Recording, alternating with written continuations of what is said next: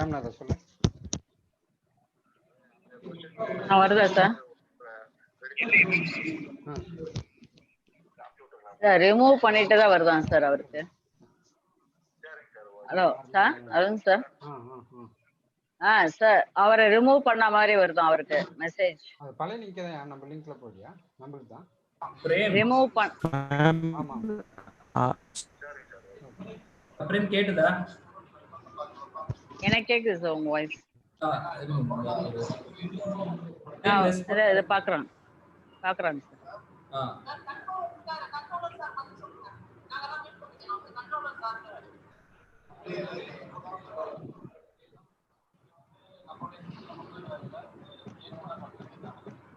அவர் waiting லிஸ்ட்ல கூட வரலையா அவர் பேர்? என்ன number sir? Sir wait sir, நீங்க வேற மெயில் ஐடியில இருந்து கூட அப்படி வாங்கலாம் அந்த லிங்க்ல. இல்லனா பிரேம் உங்க சன்னோட மெயில் ஐடி இருக்கும்ல, அதுல இருந்து கூட அந்த லிங்க்ல வாங்கலாம். சாருக்கு இல்லனா வாட்ஸ்அப்ல அனுப்பி விட்டுறேன். ஒண்ணும் பிரச்சனை இல்லை.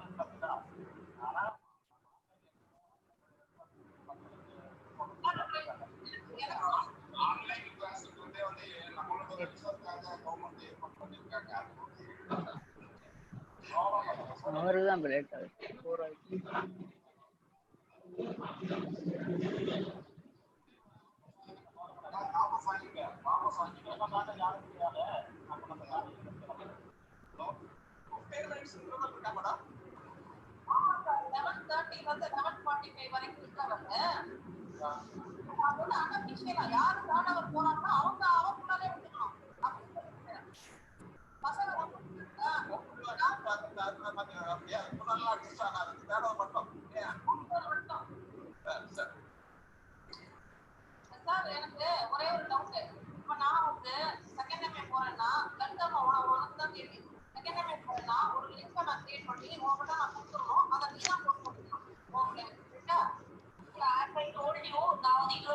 சார் வந்துட்டாரா? இல்ல அவரு சதாசிவம் சார் அப்படியே வந்துட்டாங்க.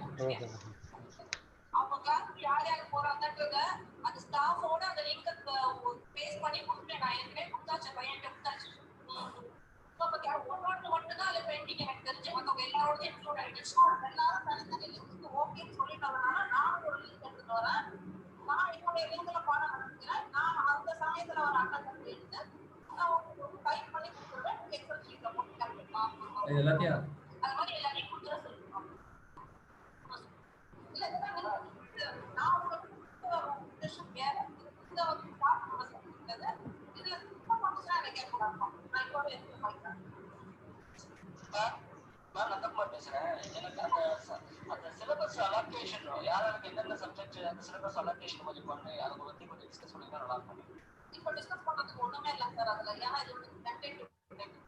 ஏன் ஒன்றும் வர மாட்டேன்.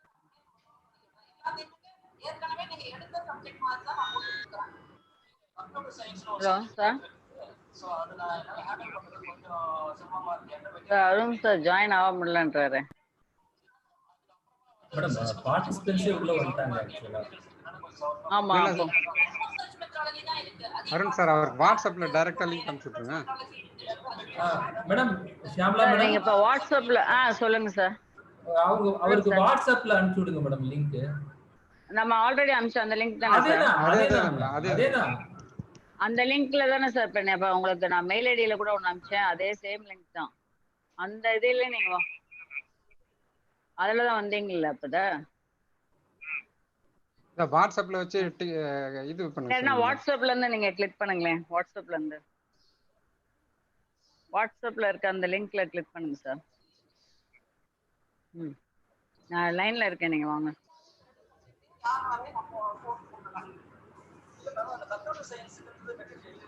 சொல்லுங்க சார். ஓகே.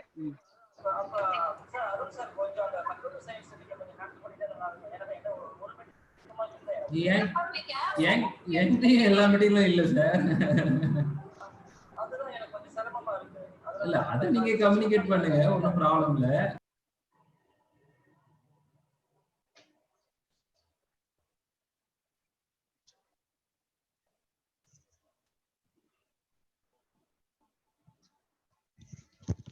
சார்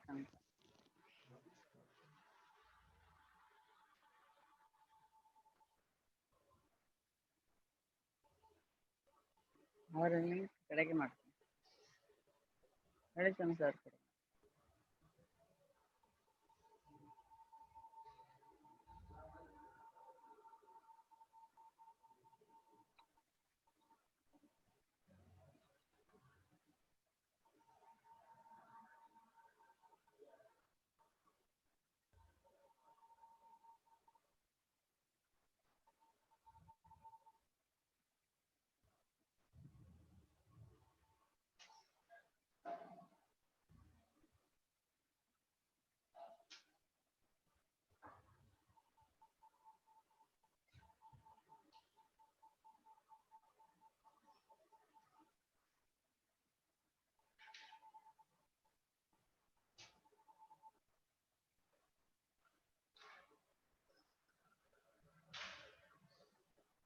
ஏன் தெரியல வெளிச்சம் எப்படி பண்றது?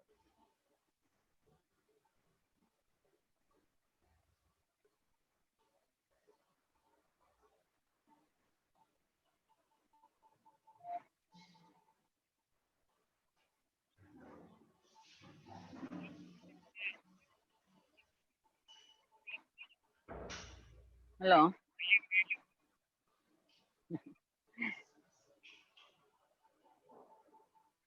என்னடா ஒரு பையன் மெயில்ல இருந்து போல.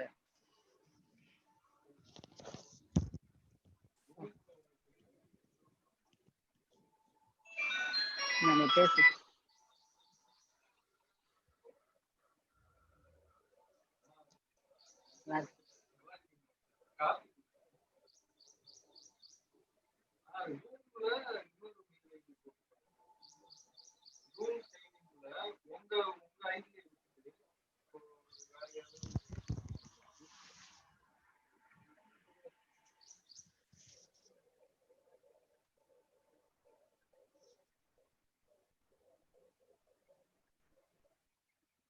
பையன் கொடுக்க சொல்லு.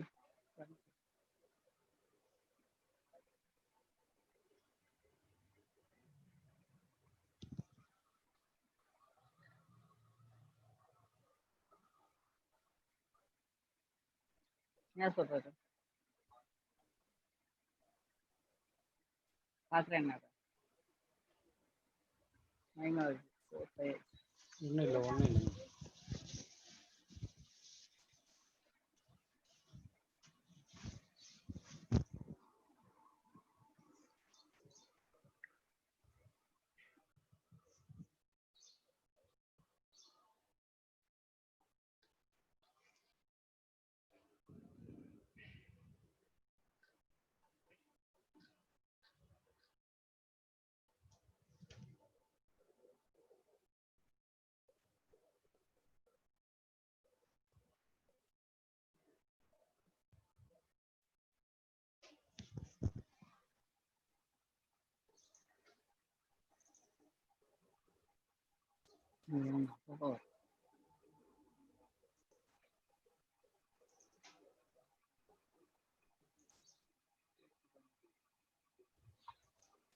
சார் கேக்குதா சார் வாய்ஸ்?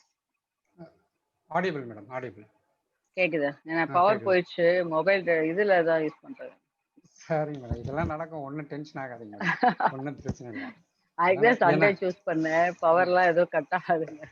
இல்லை இல்லை, இதெல்லாம் நடக்கும், இதெல்லாம் நம்ம ஒரு எக்ஸ்பீரியன்ஸ் தான், லேர்னிங் எக்ஸ்பீரியன்ஸ் தான், டெக்னிக்கல் இது. அது அது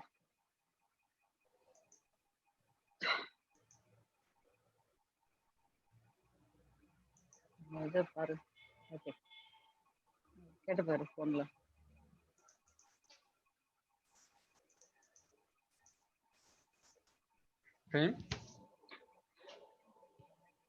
நிர்மல் நிர்மல் அட்மின் நிர்மல்.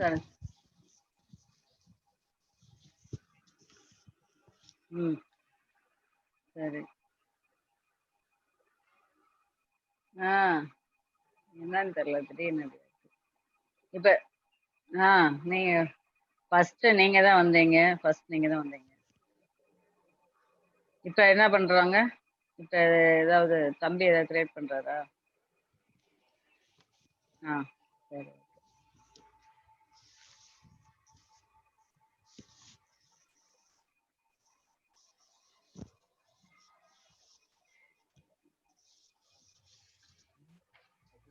கிரியேட் பண்றாரு.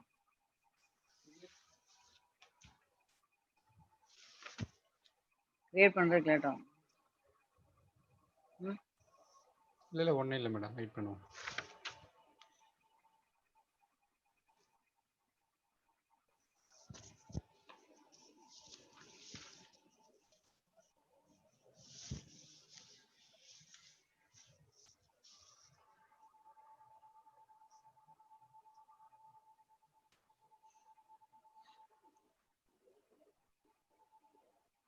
ஓகே, பவர் வந்துச்சுன்னு பார்த்துட்டு லைட் போட்டு.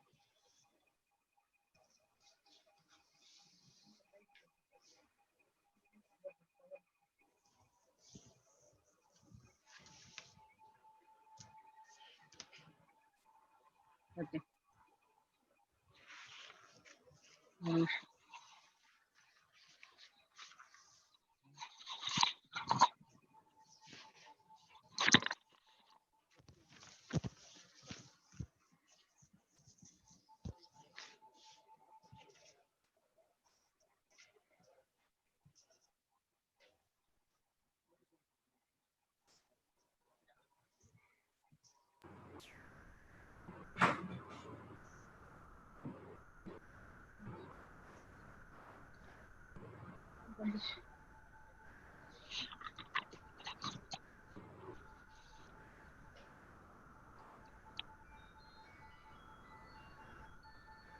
Hello sir.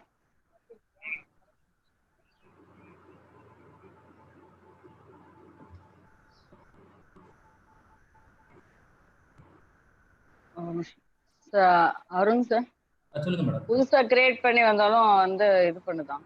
இல்ல மேடம், வேற மெயில் ஐடிக்கு அனுப்பிச்சு அதுல இருந்து அவரை வந்து என்ட்ரா ட்ரை பண்ண சொல்லுங்க. அவருடைய சன்னோ டாட்டரோ அவங்க மெயில் ஐடிக்கு அனுப்பிச்சு அதுல இருந்து கனெக்ட் பண்ண சொல்லுங்க. சார், அவங்க சன்னோட மெயில் ஐடி இருக்குல்ல சார்? ஆமா, அதுல இந்த ஃபங்க்ஷன்ல ஒரு லிங்க், ஜூமோட லிங்க், அது அவருக்கு அனுப்பிச்சு விடுங்க. அந்த இதுல இருந்து நீங்க இப்ப கனெக்ட் ஆகுங்க.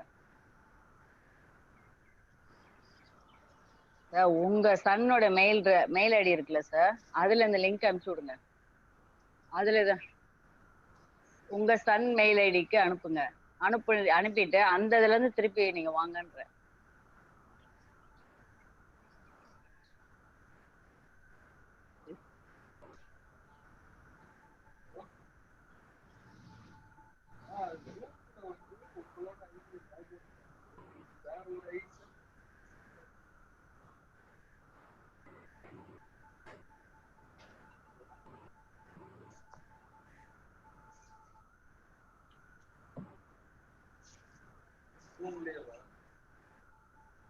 என்ன வருது, என்ன வருது?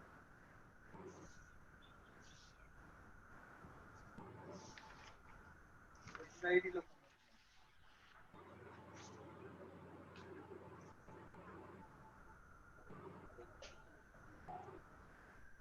கூட சார்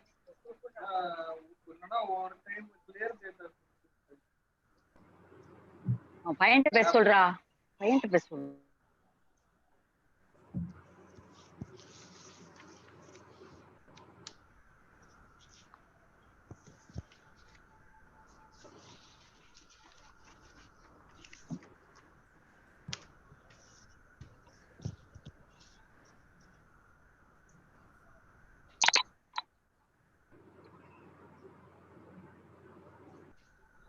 அந்த மெயில் ஐடிக்குள்ள வந்தப்ப அருண் சார், நீங்க இது ஏன் இப்படி இந்த ப்ராப்ளம் அட்மிட் பண்ண முடியாதா சார் அவரை? இல்ல மேடம், இப்ப நம்ம எல்லாத்தையுமே அட்மிட் பண்ணிட்டு தான் இருக்கோம் ஆக்சுவலா ஒவ்வொருத்தரா. அவருக்கு ஏன் அந்த மாதிரி ப்ராப்ளம்? அப்ப வந்தாரு அவரு, இப்ப நம்ம சொன்ன மாதிரி அவர் செஞ்சாருன்னா உள்ள வந்துடலாம் மேடம், ஒரு ப்ராப்ளமும் இல்ல. அவருடைய சன் மெயில் ஐடிக்கு லிங்க் அனுப்புங்க, அந்த லிங்க்ல இருந்து அப்படி ஜாயின் பண்ண சொல்லுங்க, உள்ள வந்துடலாம். இல்ல ஜூம் ஆப் வந்து ஆல்ரெடி பண்ணியிருக்காரு, அது வேற இருக்குல்ல. அது அப்ப வந்தாரே சார் அவரு, அப்ப வந்தாரு. அதான் வந்துட்டு தான் வெளில போனார் சார். ஓஹோ தெரியல.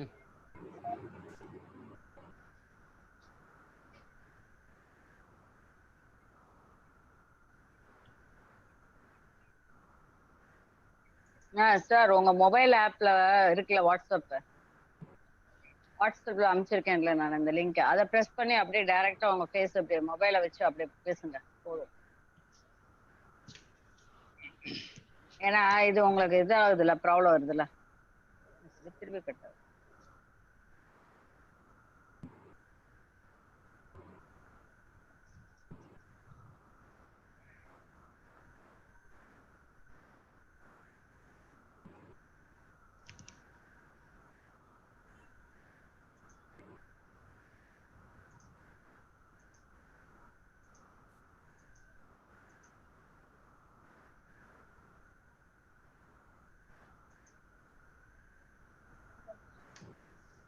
ஓகே, மாட்டணுமா?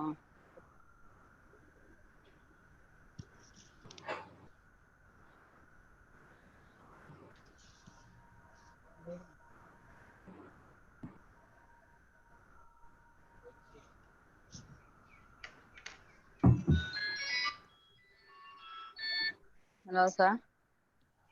சொல்லுங்க சார்.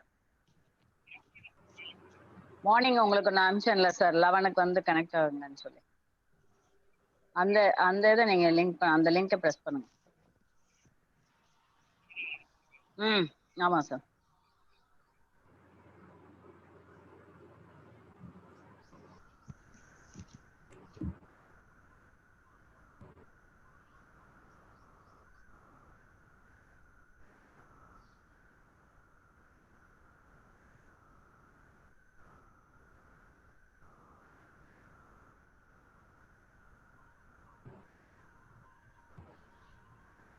மேடம் வர்றாரு. மேடம் வேலுச்சாமி சார் அட்மிட் ஆயிட்டேன். பண்ணிட்டேன். Ton madam.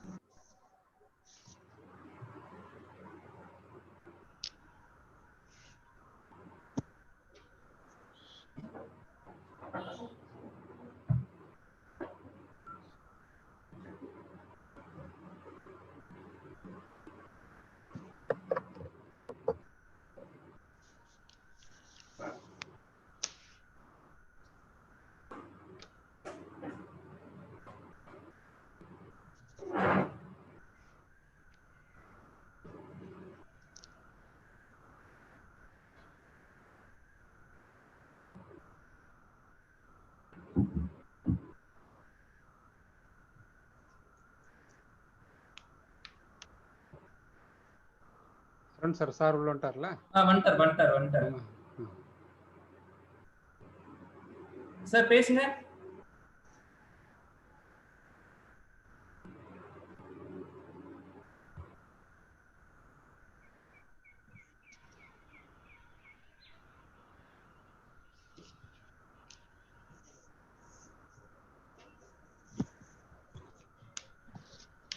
வேலுசாமி சார் இருங்க சார், முடிங்க சார். இல்ல அவர் வந்துட்டார் சார், பேசலாம் சார். அன்மியூட்ல தான் இருக்கு மைக்கு.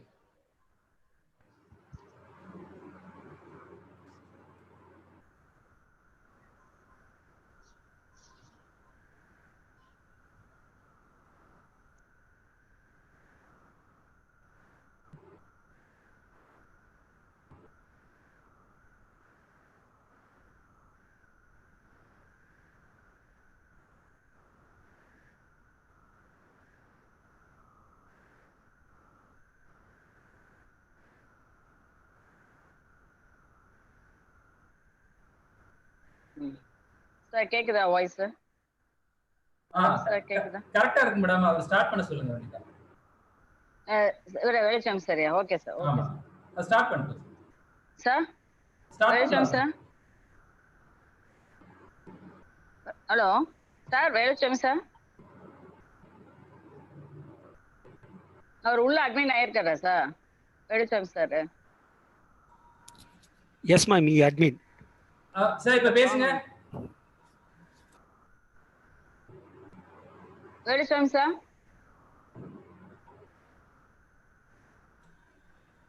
சார் அவரது மைக்ரோஸ்போன் ஏதோ ப்ராப்ளம் நினைக்கிறேன் சார். அவருது இல்லையா? இல்லை சார், பார்ட்டிசிபெண்ட்டில் போய் பாருங்கள் சார், மைக்ரோஃபோனே இல்லை. அவருதுக்கா? Yes sir, only camera only தான் ஆன் இருக்கு. மேடம் அவர்ல ஏதோ ப்ராப்ளம் இருக்கு மேடம், மைக்ரோஃபோன் ஆன் ஆகல மேடம்.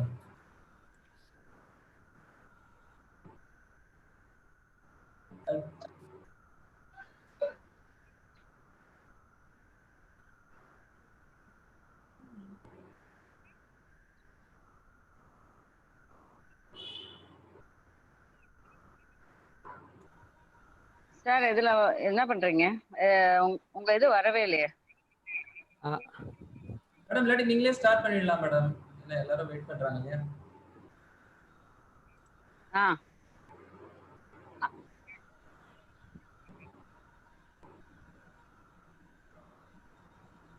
அப்ப அவங்க வாய்ஸ் வந்து அங்க கேக்குதா sir?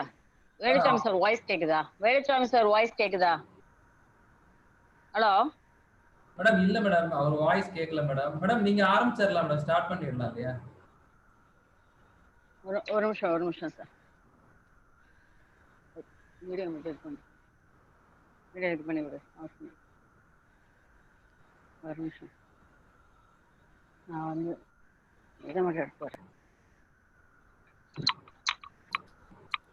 Sir Veluchamy sir, sir உங்கள் மைக் பக்கத்தில் ஹெட்செட் மாதிரி காட்டுதுங்களா? அதை கிளிக் பண்ணுங்க சார். அதை கிளிக் பண்ணி ஜாயின் ஆடியோன்னு கொடுங்க sir.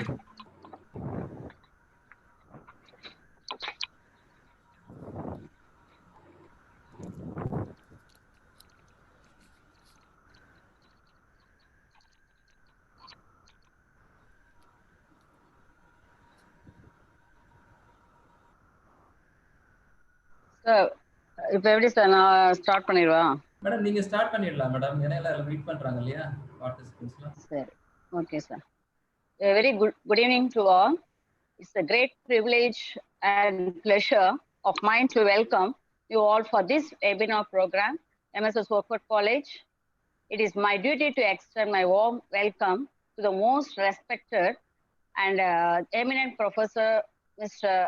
And our beloved principal, Dr. Muhammad Aslam, and our head of the department, Dr. Francis Serif. I extend my warm welcome to all other teaching faculties from other institutions.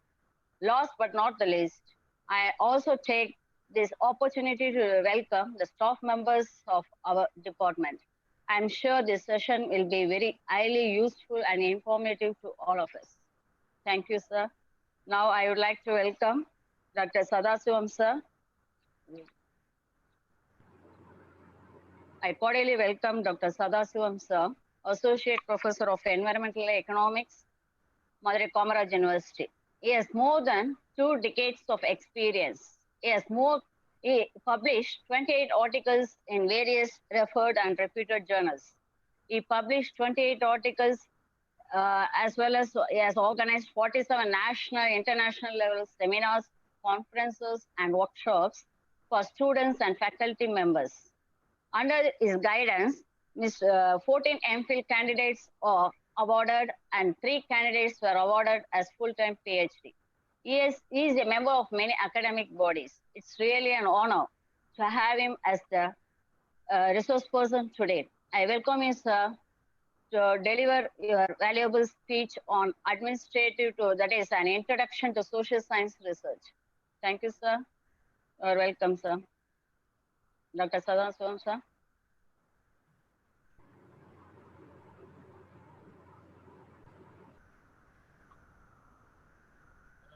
Sir, can I start now? Yes, sir. Please, Yes, sir. sir. Yes, You can Am go I ahead. audible? Yes, sir. Yes, sir. Very much, sir. Yeah, yes, sir. Audible, sir. Good evening to all. I'm happy that MSSWB College, Department of Economics is organizing this kind of webinar on a basic research topic, social science research. At the outset, I would like to thank the principal of MSSWB College and the HOD of Economics Department and Dr. Veluchami, and in particular Dr. Syamala, for having given me this golden opportunity to share my views on social science research and introduction. So I am being asked to give a brief lecture for about 30 minutes on the introduction to social science research. Okay. Good evening to all the participants. I am Dr. Sadasivam, working as Associate Professor in the Department of Environmental Economics, Madurai Kamaraj University. I think Dr. Jayakodi has also joined from, and my PhD scholar Hussain would have been joined. Prem, I know the admin of today's webinar, and Mani has also joined, and my co-speakers, Dr. Arun and Dr. V. Sivasankar. Let me start the session. Prem? Yes, sir. You start, sir. Yeah, you can share the slide now.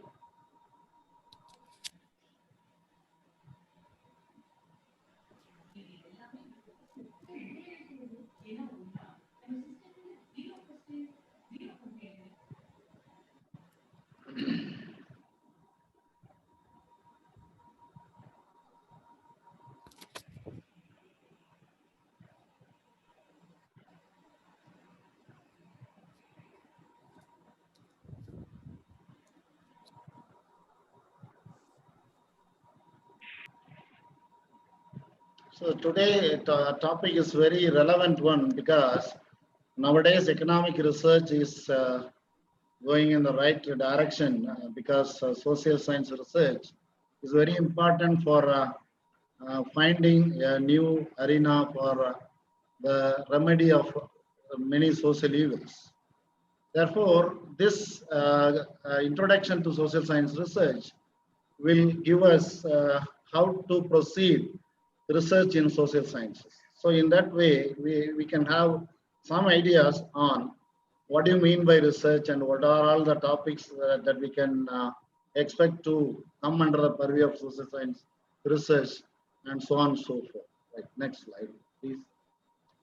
I will have Prema, you can move the slide. Prem.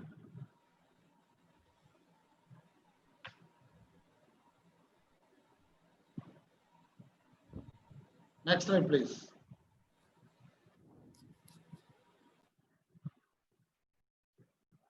Yes, I would like to have this topic under these headings. First, you will have introduction to social science research.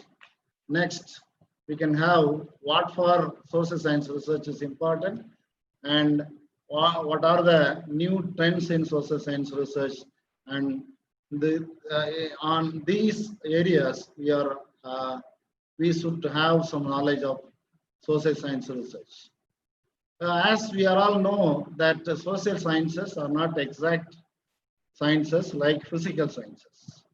We cannot do any laboratory work in social science research, and no person is consistent from one moment to another because as human nature differs from situation to situation, one person's psychology may not go inside with another person's psychology. As far as social science research also, it is not possible to carry out any controlled experiment as in empirical research or as in physical sciences. Therefore, social sciences is somewhat different from natural science. What we have seen under the heading sciences, pure sciences, the characteristics of all the science subjects cannot be dealt in social science research. That we must be first understood this very basic fact in social science research. And yes, next slide, please. Prem, can I? Prem.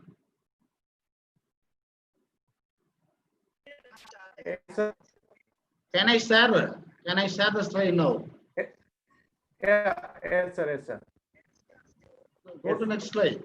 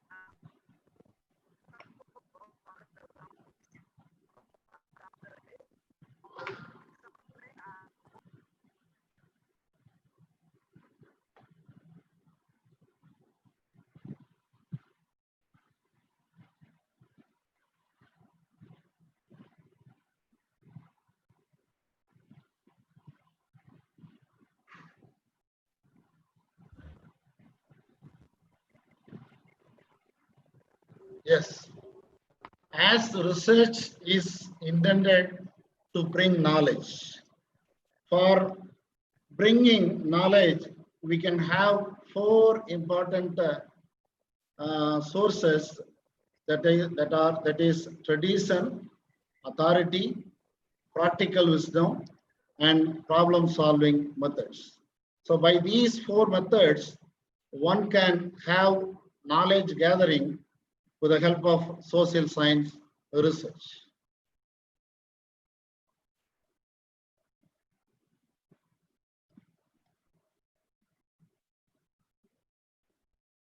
When we talk about problem-solving method, we can have, these are the these kinds of phases under social science research. First, we have to define the problem, what for we are going to do social science research. And in the second phase, you have to determine the solution for the selected problem. And under the third phase, you have to implement what you have selected. The problem should be implemented in the phase 3, and in the phase 4, you have to evaluate the social science research.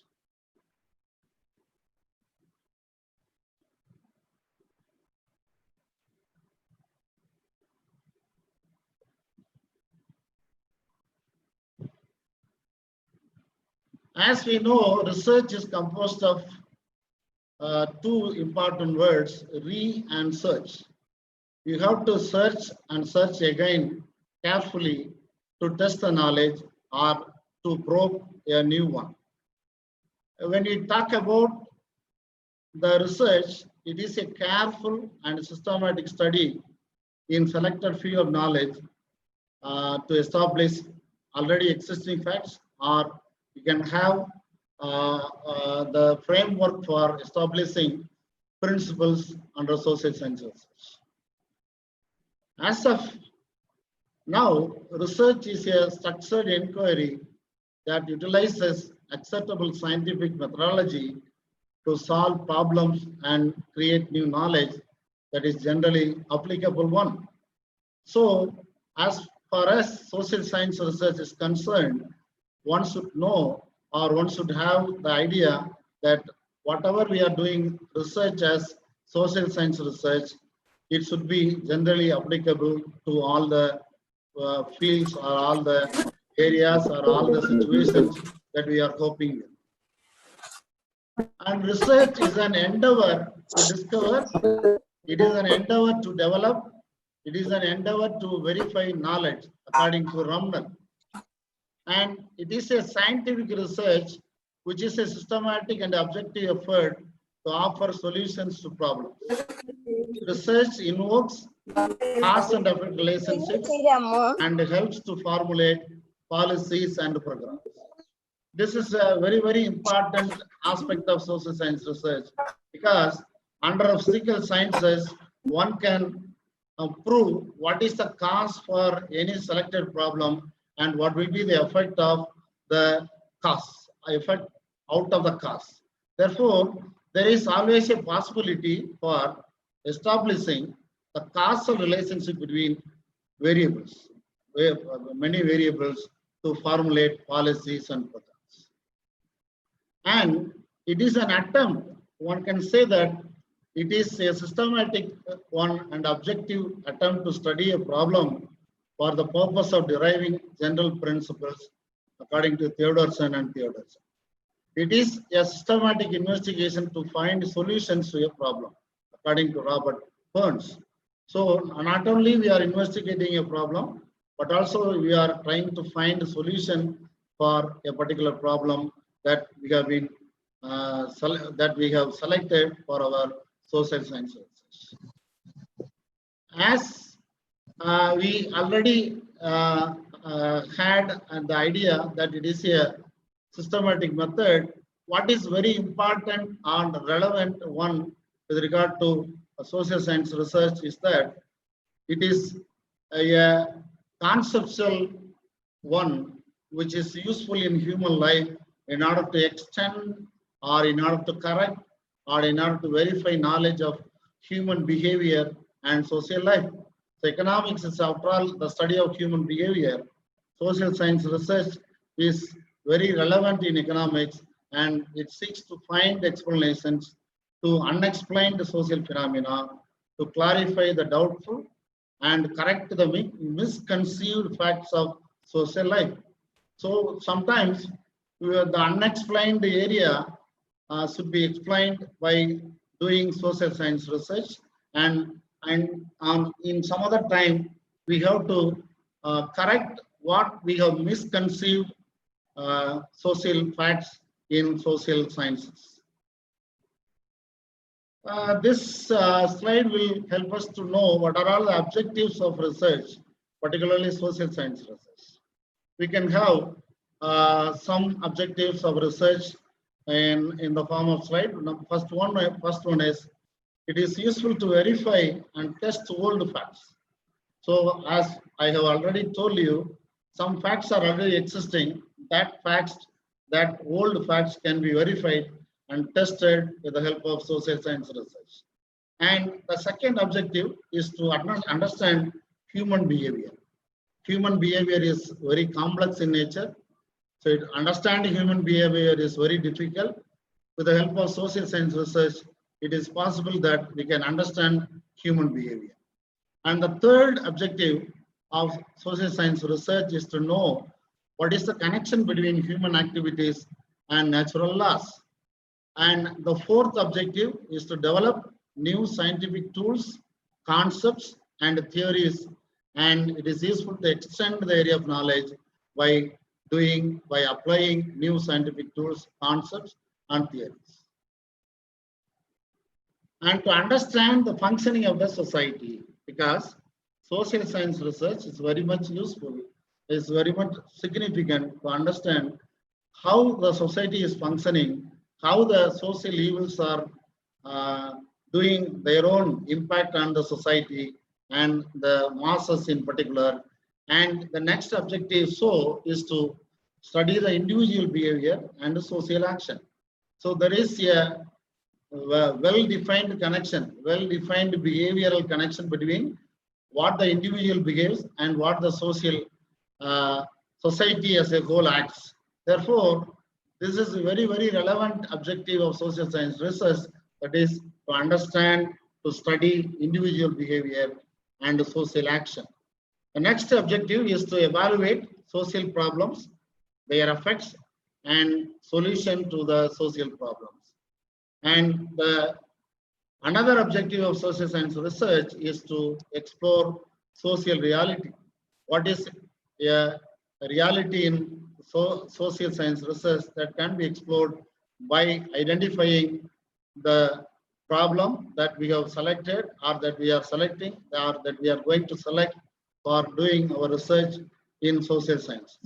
And the last but not the least, the overall objective is to develop the theories. We can develop theories by doing social science researches. As the scope of social science research is concerned, we can say many things, but I have selected some ideas to share with you. Yes. And as for us, the materials that can be used for social science research are unlimited in nature, because the fields in social science are unlimited. Every phase of social phenomena can be used as a material for social science research, and we can use every phase of human life as a material for the social scientists, and every stage of past and present development can also be applied as a material tool for the social scientists to do the research. And lastly, we can say that social science research is interdisciplinary in nature. And nowadays, if you apply for any project to ICSSR, it is asking very relevant and interdisciplinary nature of social science research. But at the same time, there are some limitations of social science research too. As a scientist who is very much concerned about finding solutions to social problems, we should admit the fact that there is a complexity of the subject matter as far as social science research is concerned. So if you look at any problem, take for example, poverty, it is a very complex one. Though many committees have been formed by central government, we cannot have what do you mean by poverty in rural area and what do you mean by poverty in urban area. As far as rural areas are concerned, you can say that many people are living under poverty line, and in developed countries too, we can witness for people who are below poverty line. The next one is human problems and the refusal of respondents is another limitation of social science research. As a social scientist, we must be very cautious. We must be very careful about what the problems or what are all the problems that we are going to select for our research. As far as human problems are concerned, we must be very cautious. Otherwise, the results may be misleading one. And the another limitation as far as human nature is concerned, the respondents' view must be taken into account in order to elicit what they are willing to say or what they are desirous of giving as their views on the selected problem that the researcher is doing. So if you refuse the views of respondents, that will also lead to some kind of confusion and chaos in our research. And we should not apply our personal values when we do research in social sciences. So we must be very careful, we must be very cautious that our values should not be imposed on the respondents themselves. And if you do like this, wrong decisions or personal decisions, bias of the biased conclusion or biased view of the researcher, so social scientists will lead to some kind of unacceptable facts and conclusions in social science research.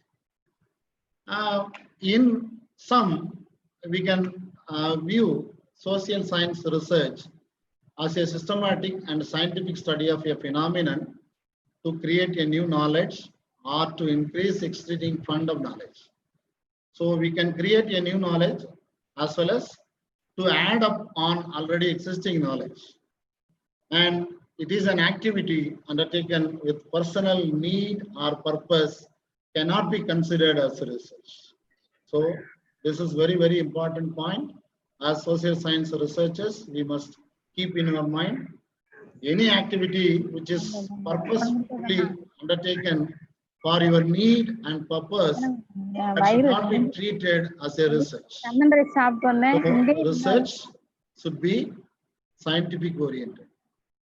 So if you do research in social sciences, it should be based on some principles or already existing knowledge or on the basis of hypothesis that as a researcher or as a social scientist you frame for your research. Roy C. Singleton defines social research consists of the process of formulating and seeking answers to questions about the social world.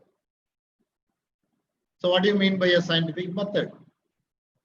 Under scientific method, you can say that, or you can look at these steps given by Theodorson in 1969 and Kenneth D. Bailey, which he has given in the year 1982. According to Theodorson, defining the problem, stating the problem, devising hypothesis, collecting the data and procedure to collect the data, and gathering of data and analyzing the data and tabulating data, classifying data and deriving conclusions. These are the steps that one can follow as scientific steps to do research in social sciences. As pointed out by Kenneth D. Paley, choosing a research problem, stating hypothesis is a foremost step in social science research. And the next step is to formulate the research design. So under social science research design is very important. Under research design, you should include what are all the methods and materials you are going to use, and what are the methods that we are going to use for the collection of data, whether you are using primary data or secondary data for your research, that should be stated, and the definitions already given by some social scientists can also be adopted, or you can give your own definitions for your topic selected. And the next step is analyzing the data. And the last one is interpretation of the research. So these are the scientific steps as rightly stated by Theodorus and Kenneth D. Bailey in two different periods in 1969 and 1982. So on the whole, we can have like this. There are some basic steps in research, and if you look at this circle flow diagram, you can say that first you start with a hypothesis. After framing hypothesis, you have to collect data, and after the collection of data, you have to test the hypothesis you have already framed. After testing the hypothesis, you can get inferences from the tested hypothesis, and getting inferences will help us to predict something, and what we have predicted that can be applied in practice. And the next one is you can observe whether any causal relationship exists between the event or the data you have already defined under the research design. And the last one is curiosity of the researcher. Then out of curiosity, you can find at the end of your research, you can have new ideas for new types of hypothesis. What do you mean by hypothesis? A hypothesis is, after all, a tentative statement about the sample, and the tentative statement may be true and may not be true. This should be verified through all these basic steps in research. And the research process is very important. Selecting a problem.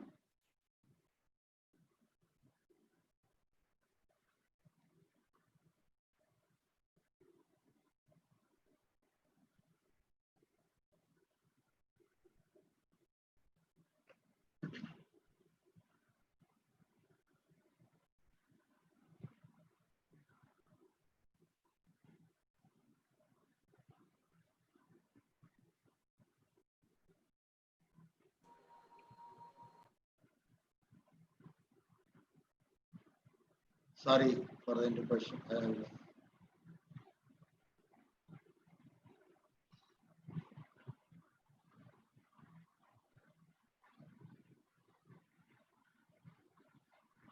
I'm extremely sorry.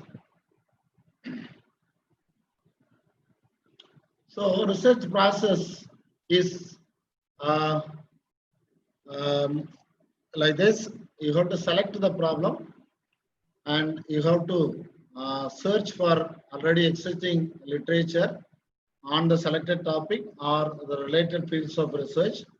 And the third one is you have to formulate a hypothesis, and the hypothesis must be based on the objectives you have framed, and you have to prepare a research design for your topic, and you have to collect data, you have to analyze the data, you have to derive conclusions, and out of conclusions and in tune with the conclusions, you can suggest for the or you can derive policy implications from your conclusions.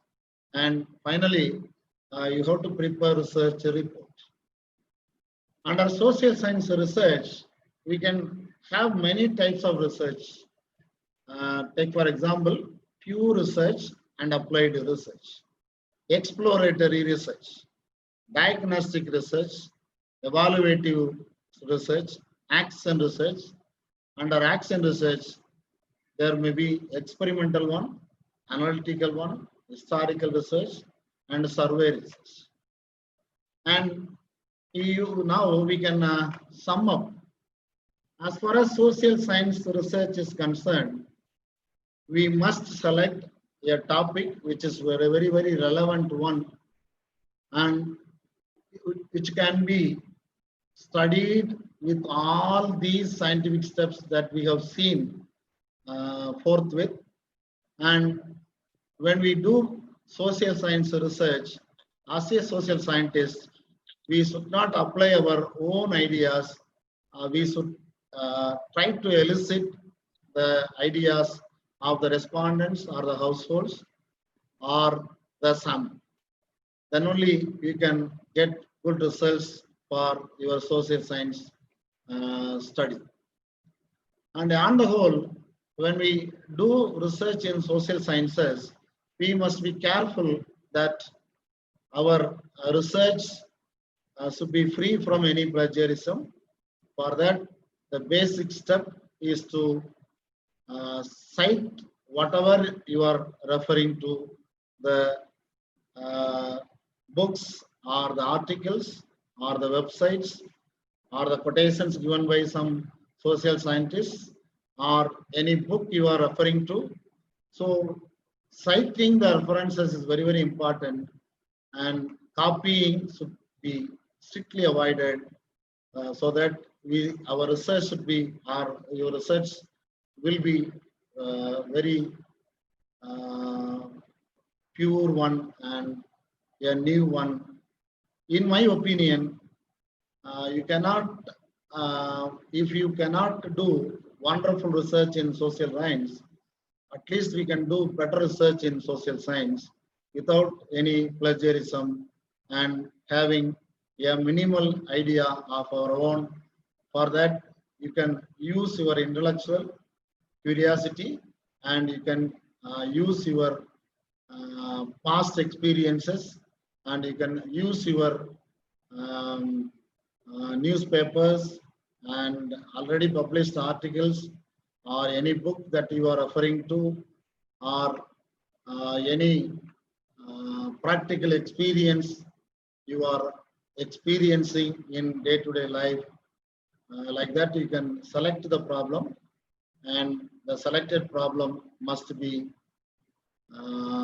researched upon following the scientific methods or scientific steps that we have seen so far under social science research, starting from selection of a problem to the deriving of conclusions. With this, I want to conclude my introduction to social science research. I think I have done some justice to the topic I have selected. And at this juncture, I fail my duty if I do not extend my heartfelt thanks to my scholar, Mr. Shah Hussain, who has helped me to prepare the slide for this webinar, and I am grateful to him, and I must thank him for his interest, and he has joined as a full-time research scholar under my guidance. He is a very intelligent boy. He has helped me a lot in this preparation of slides for this webinar, and I must thank the organizer of this webinar, Dr. Syamala and Dr. Veluswamy, and the HOD of Economics of MSSWB College, and the principal and all other authorities of MSSWB College, and my co-worker and co-speakers, Dr. Arun and Dr. Sivasangar, and all other participants for the patience hearing and support extended to me very patiently. Thank you very much.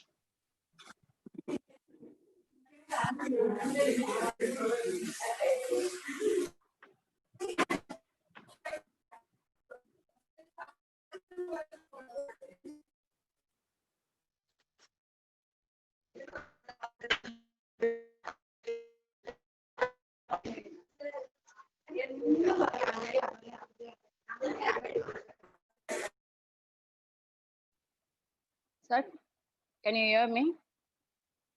Sir? Yes, ma'am. Yes, ma'am. Oh, okay, sir. Thank you.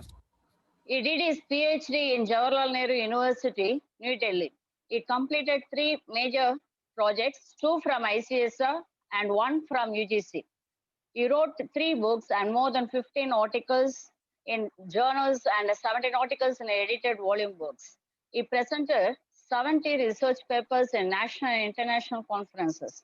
He is a life member in Indian Society of Labor Economics, Indian Economic Association, Indian Institute of Public Administration. He received Best Paper Award as well as Best Presentation Award and Young Economist Award. I welcome you, sir, to deliver your valuable speech on Introduction to Literature Reviews. Once again, I welcome you, sir. Thank you, ma'am. Thank you, sir. Prem? Prem? Yes, Yes, sir. sir. Myself, I share a PPT. Okay, Then okay, sir. Go ahead. Then if failed, you take it. Prem, I share. Where next what I do?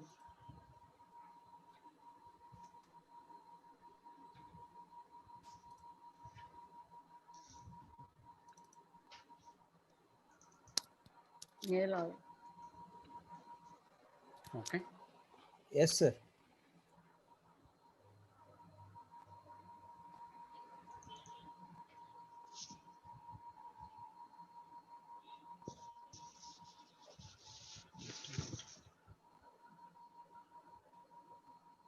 Prem, it's come. Yes, sir. Yes, sir.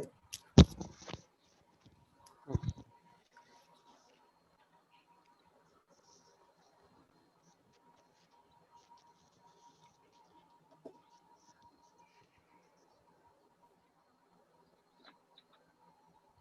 My computer is very slow, I think.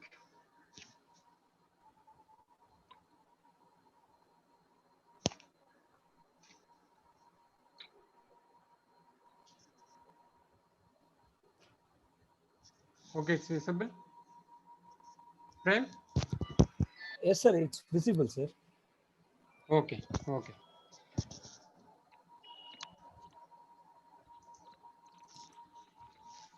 Okay. Before going to deliver my lecture, good evening to all. First, I thank to management of MSSWB College, Madurai. I thank to Dr. Shamla ma'am and Dr. Velusamy, HOD of the Department of the MSSWB.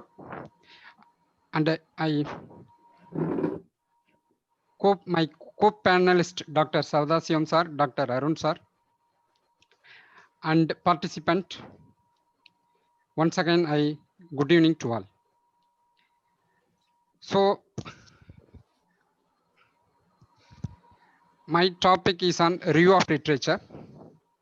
Before I going to deliver review of literature, in the Indian context, mainstream social scientists used Kothari book for research methodology in everywhere. According to Kothari, research is an original contribution to the existing stock of knowledge for knowledge making for the advancement. In short, the research for knowledge through objectives and systematic methods of finding solution to the problems. The question is that how enhance or augment to the existing knowledge, that is scientific knowledge, to advancement. This can be achieved through only review of literature. The previous presenter, Dr. Sadasivam sir, also stated that in his steps in research process, the first process is stated that selection of the problem, that is the topic or statement of the problem. The second one is the review of literature. The first step in research is to identify the topic or statement of the problem, or technically speaking, it's a research problem. This research problem is based on your review of literature. Without your review of literatures, we are social scientists difficult to identify the research topic or research problems. So in the context, my lecture deliver into Prem, you go to first slide. Prem. In the context, my lecture deliver into meaning of review of literature. Second one is definition of review of literature. Third one is need for review of literature, objectives of review of literature, importance of review of literature, function of review of literature, and a different type of review of literature. So go to next slide. First of all, meaning of the review of literature. Review of literature consists of two words. One is review and literature. We know the familiar word literature used in language, particularly in the humanities. For example, Tamil literature, English literature, Hindi literature. This content, prose, poetry, drama, novels, stories, etc. However, in research methodology, the term previous one, Prem, you go to previous one. However, in research methodology, the term literatures refers to the knowledge of particular area of investigation of any discipline, which includes theoretical. Prem, Yes, hello. sir, you continue, sir. Practical and its research study. The term review means to organize the knowledge of specific area of research, to evolve epidemic of knowledge, to show that the study would be attention to this field. Move next slide. Move. So the second one is definition of review of literatures. There are many definitions. The first definition is according to W.R. Borg.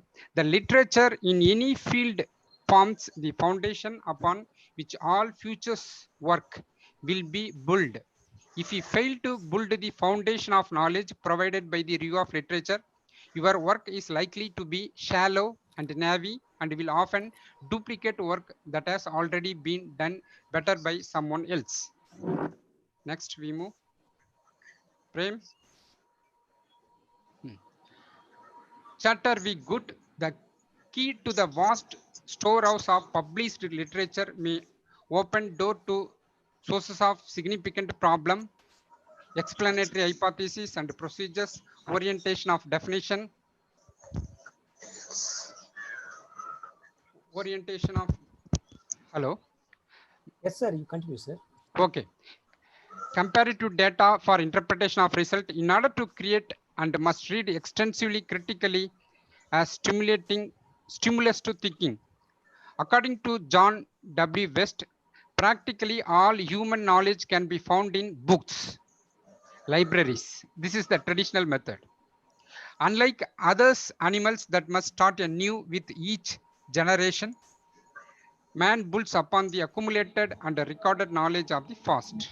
This is the previous knowledge. Is constant adding to the vast store of knowledge make possible progress in all area of human endeavor. Next. Need for review of literature. Why need for review of literature in studies? First one is direction to the researcher. Direction. It means that signpost. One of the earliest steps in planning a research work is to review the research done previously in the particular area of interest. It means that a researcher interest and a relevant area quantitative and qualitative analysis of research usually give the indication of the directions. Second one is up-to-date knowledge. It is very essential for every investigator. It means that a researcher to be his information about the literature related to his own problem already done by others. Third one is planning. It considers the most important prerequisite to actual planning and conducting the studies. Avoid replications. It avoids the replication of the study of findings to take an advantage from similar or related literatures as regard to methodology, techniques of data collection, procedure adopted, and conclusion drawn. And next one is to frame hypothesis. The researcher formulated his hypothesis on the basis of previous literatures.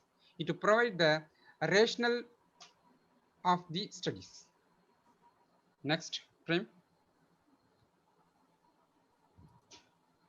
Prem. Yes, sir. Okay. Objective of review of literature. The review of literatures as following objectives. It provide theories in science or any social science based on theories. Without theories, there is no science. Then ideas related to the ideologies, explanations, hypotheses,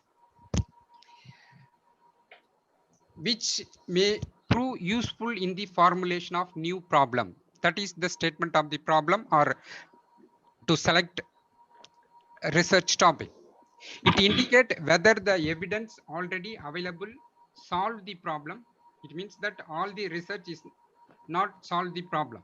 This is not adopted by many social scientists adequately without requiring further investigations. Many studies needed for further investigations. It avoids the replications. Third one is it provides the sources for hypothesis. Already we know that what is hypothesis. The researchers can formulate research hypothesis on the basis of available studies. It means that available sources of your data. The fourth one is it suggests review of literature suggest methods. It means that methodology, procedure. What are the methodology? We procedure. It means that step by steps. Sources of data collections. It means that whether primary or secondary data. Statistical techniques. It means that there are number of statistical tools involved in every research. Next. Review of literature locate comparative data and finding useful in the interpretation and discussion of result. The conclusion drawn in the related study may be significant, compared, may be used as the subject for the finding of the studies. Sixth one is it help developing experts and general scholarship of investigator in the area investigated. And the seventh one is review of literature contributes towards the accurate knowledge of the evidence. It means that evidence-based literature or literature in one area's activity is good avenue towards making oneself. This knowledge is an asset ever afterwards, whether one is employed in an institution of higher learning or research organizations. Next. According to W. Truckman, the objective of research, discovering important variables in the sense both dependent variable and independent variable. It means that quantitative study of the research. Distinguish what has been done from what needs to be done. What has been done in the previous, what has been done, how you are going to solve this present one, that is from what needs to be done. Strengthening the available studies to have perspective, your own perspective. And fourth one is determining meanings, relevance of the studies, relationship with the studies, and its deviation from the available studies. So how your studies deviation from the previous studies. Edward Vocal has pointed out the following two purposes of review of literature. The main purpose of the review is to put the hypothesis to be examined in research report into the proper context, that is contextualization of research. The secondary purpose of this part of the report are provide reader with guidelines regarding whether they can look to find more information and to establish the author credential by letting readers know that the researcher is aware what has been going on with regard to current and related topics. Next.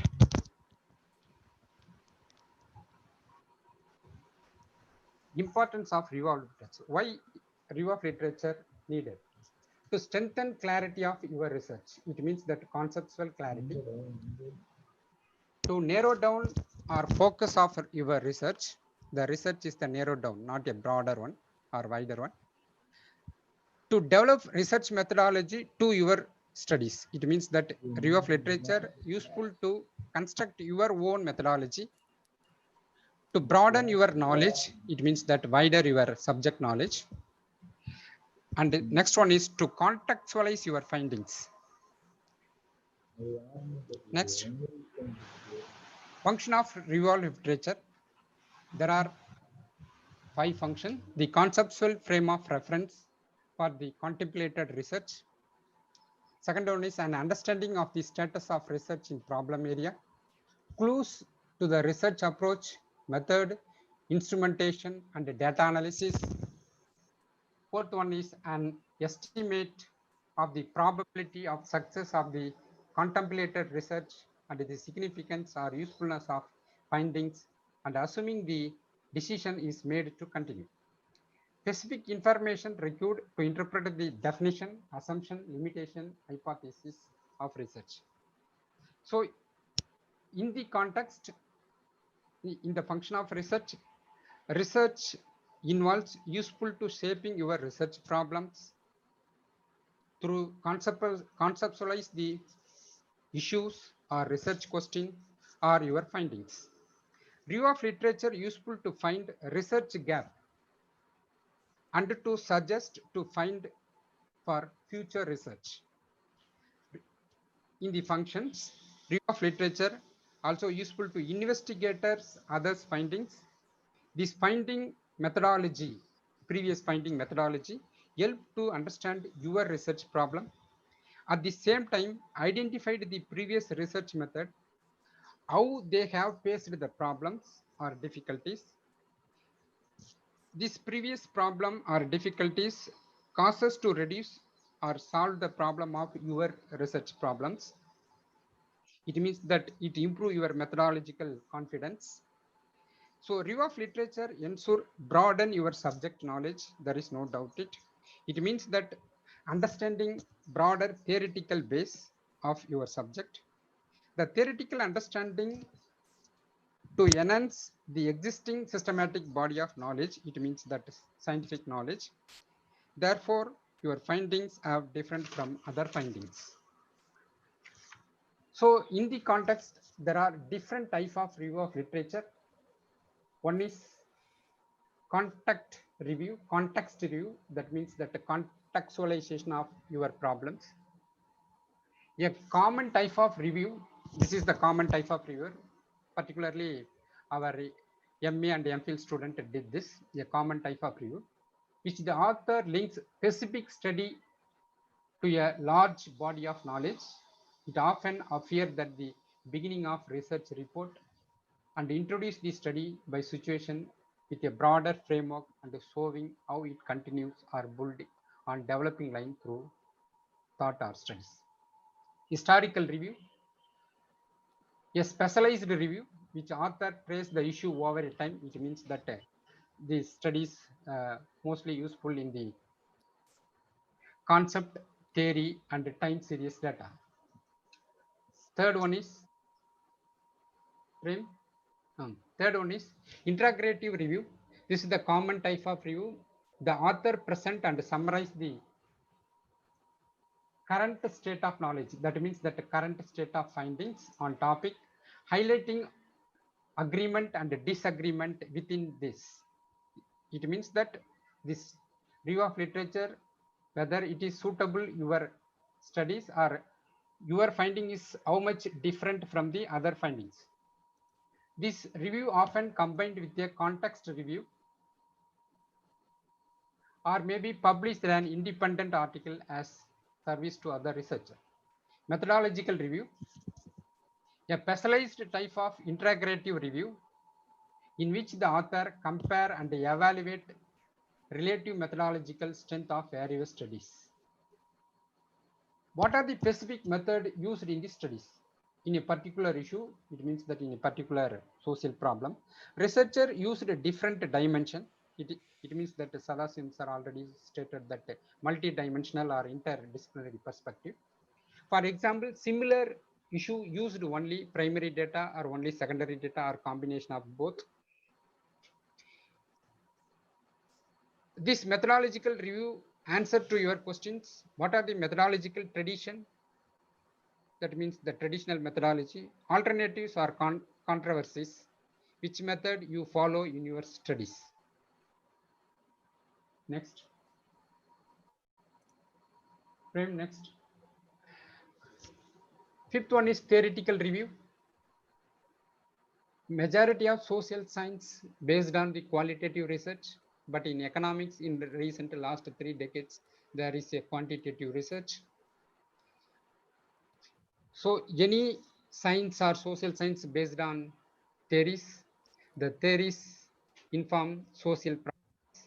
So in the context, theoretical base of literature, what is already known about the issue to a particular area of research, which theories are used and discussed in the area, what are the concepts are used or disturbed about your research, what are still open to question, what has not yet been studied. In simple, is there any theory support your thesis or support your findings or not? Then empirical review. This is the recent phenomena in social science, last 3 decades. One is quantitative method, information collected through primary data observation and field studies. It answers question on what are the methodological tradition or controversy here, or there are any contradictory result and findings which could be taken as starting point. Next. Analytical review. Analytical review means you compare with 2 or 3 reviews to your studies. Critical review. So critical review is that involves criticize methodological criticism or finding the methodology. Systematic review. This is the separate discipline now emerged. What are the systematic review? Systematic review involves issue wise. In a thesis or in a research, you raise many questions, many research questions. All the research questions solved through the systematic review. And the final one is descriptive review. The descriptive review involves just stated the information or finding of the previous studies.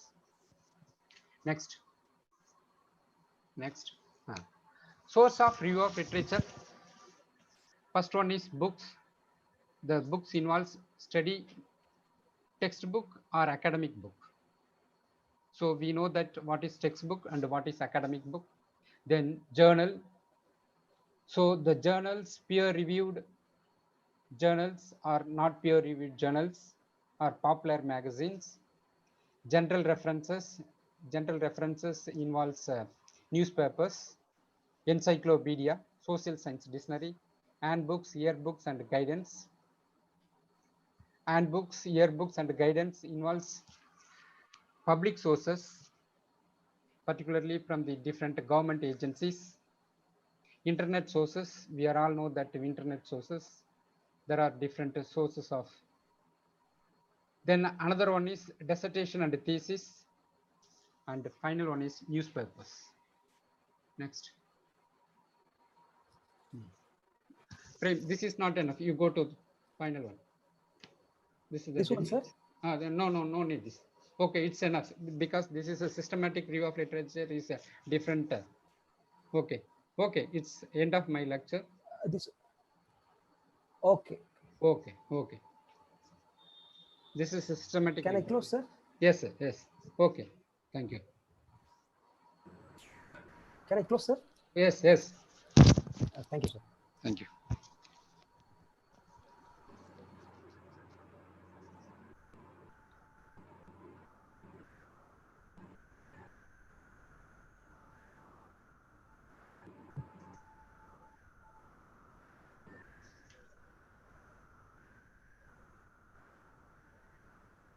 Sir? Yeah. Am I audible, sir? Yes, madam. Very much, madam.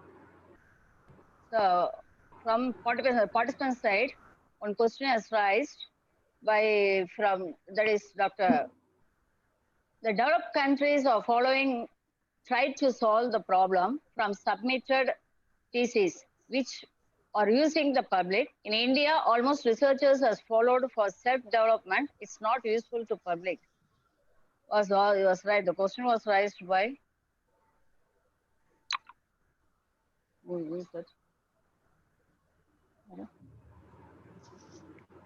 Madam? Shyamala, madam? Monica Velu, sir. Monica Velu. From Monica Velu, you was raised a question. Madam, we can have the question and answer session at the end of the... At the end of the session. Okay, sir. Okay, then. Now, it's time to welcome Dr. Arun, Assistant Professor of Economics at Government Arts College for Men, Nandanam, Chennai. His research interests primarily lie in health economics with a focus on issues in utilization of healthcare services and household health expenditure. He has published good number of research articles and presented papers at various international conferences. Apart from that, he has organized seminars, workshops, and webinars. Articles written by him have appeared in Dinatandi newspaper, Puriya Talaimurai, and magazine. He is a keen researcher and also completed a research project on urban sanitation, which sanctioned by Tamil Nadu State Council for Higher Education. In 2019, he was honored with Best Social Scientist Award by Indian Academic Research Association. It is really an honor to have him as the resource person for this webinar program. It's a pleasure to call Dr. Arun to deliver his talk on the topic, Best Practices for Research Writing and Publication. Sir, you're welcome, sir. Yeah. Good evening, everyone. Am I audible? Yes, sir, you are audible. Yes, Okay. yes, sir. Okay. Once again, good evening, everyone. First of all, let me thank the principal of MSSWB College, Dr. Muhammad Aslam.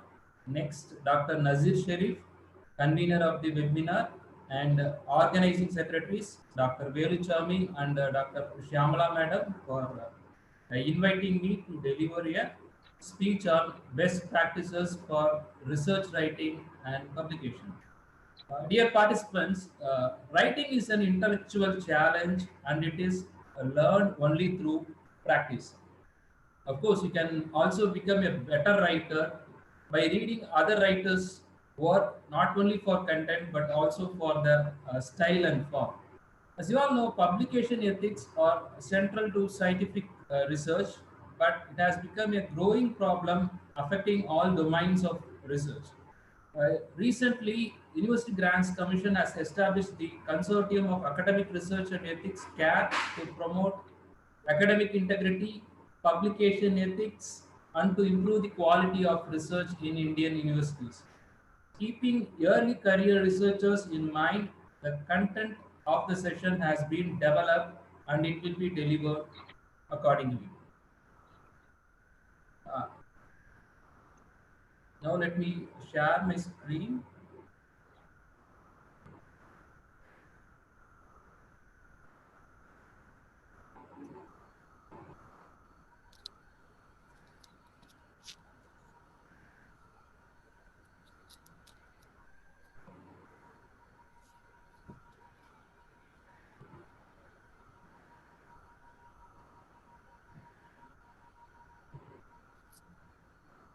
Nirmal, I will do my presentation, man.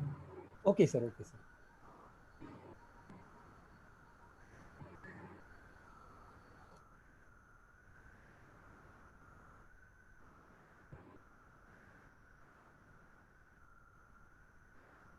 So, as Sujata Madam said, like I'm going to deliver a lecture on best practices for research writing and publication. Yeah, why we should write effective research reports first of all. If you want your reader to easily understand the purpose and results of your research, obviously you have to write a very clear, concise research report. And scientific writing involves three essential elements basically. Like one, like it has to have focus, next it has to have some organization, and third it has to have integration. Focus is having definite boundaries. Say for example, if you are writing a research report, means like you should focus on your research questions, that is having focus. In addition to being focused, writing should also be organized. Organized in the sense that like it should have a logical presentation of ideas that has to, I mean, that lead to a conclusion. Writing should also flow from section to section that should not interrupt or that should not disrupt reader's attention. The third one is like interpretation. This interpretation is like says that like good writing requires some kind of storytelling.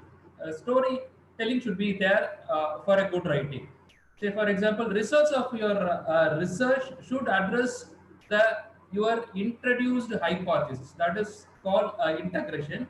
So these are the basic fundamental elements required for any scientific writing. Okay, what are the uses of this research reports? Like first one is like it suggests new ideas and alternatives to the reader. And the next one is like it makes the people or it makes the reader to accept your point of view. That is the very purpose of you writing a research report. Like somebody has to accept it basically, or even if they are going to deny it, like they have to validate their claims. Okay, the next third one is like it should uh, influence decision making process. That is the third use of a research report. And the fourth one is it asks people to make choices between alternatives basically. And to put it very simple, put it in a very one line, like effective research reports can become a very influential document. Okay, fine. Let me go to the next step. If you want to have an effective research report, you should concentrate more on your writing style. What is a written style? Normally, research reports are ineffective because writing styles make them hard to read.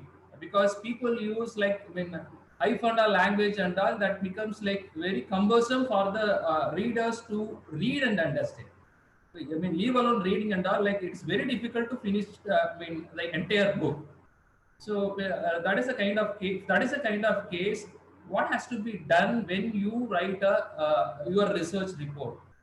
So as given in the slide, like avoid using heightened language and don't get inspired by poetry and all. Like use simple language that is more than sufficient, that will put your point across.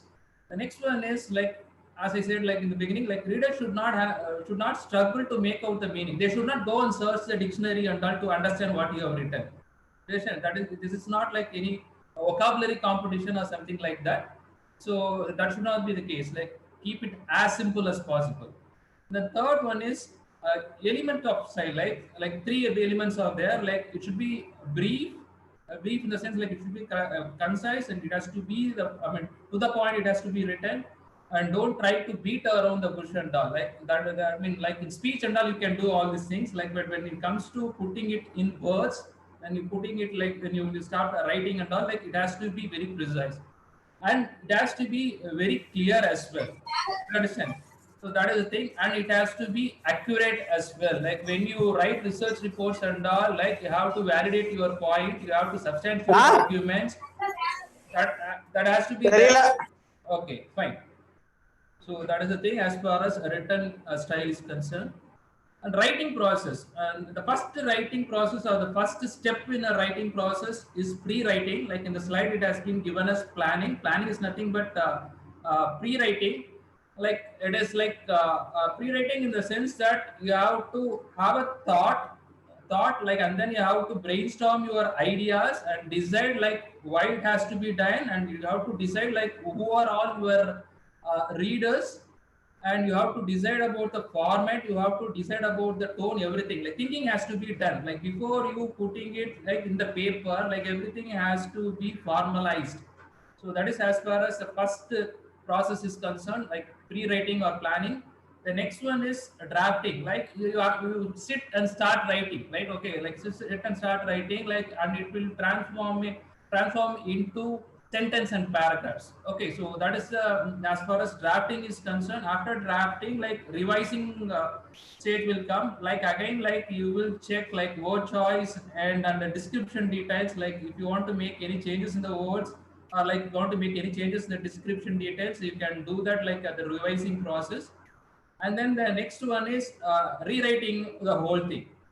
Okay, so rewriting the whole thing, and then you will go. It will go to the editing stage. Editing stage is nothing but you will spell check, you will do this grammar correction, and then you will do this proofreading. Everything is done at the editing table, and at last, like your research report or your research paper has to be published. Okay, that for which like you need a publisher, and after publication, like you should like be ready to get the feedback. Like that is where the writing process ends. It is not about writing and submitting. Like you have to face the feedback, you have to face the comments from your readers. That is where the whole writing process ends.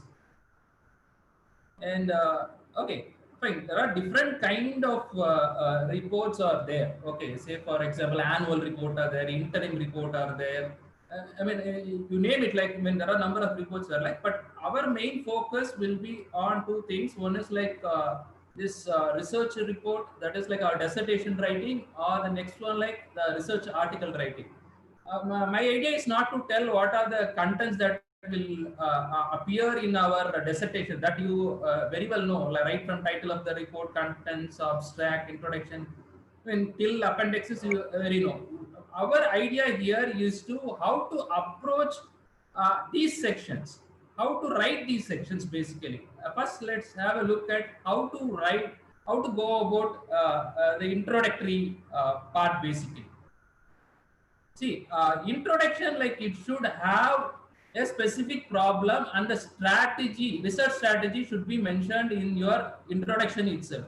When I say specific problem, I'm talking about the statement of the problem. Under the strategy, like you are going to adapt for your research, that has to be there in your introduction itself. Okay, so as given in the slide, like you have to decide like what background information you have to include, and the research questions yearly. Yeah, of course, like that has to be there at the beginning itself. And next one is state the research questions in plain and simple language. Yeah, it should be very lucid, my dear participants, and don't complicate. Uh, Keep it as simple as as straightforward as possible. And the next one is like state the research questions precise. When right from the beginning, I'm talking about the same thing. Like an entire research writing should be very very precise.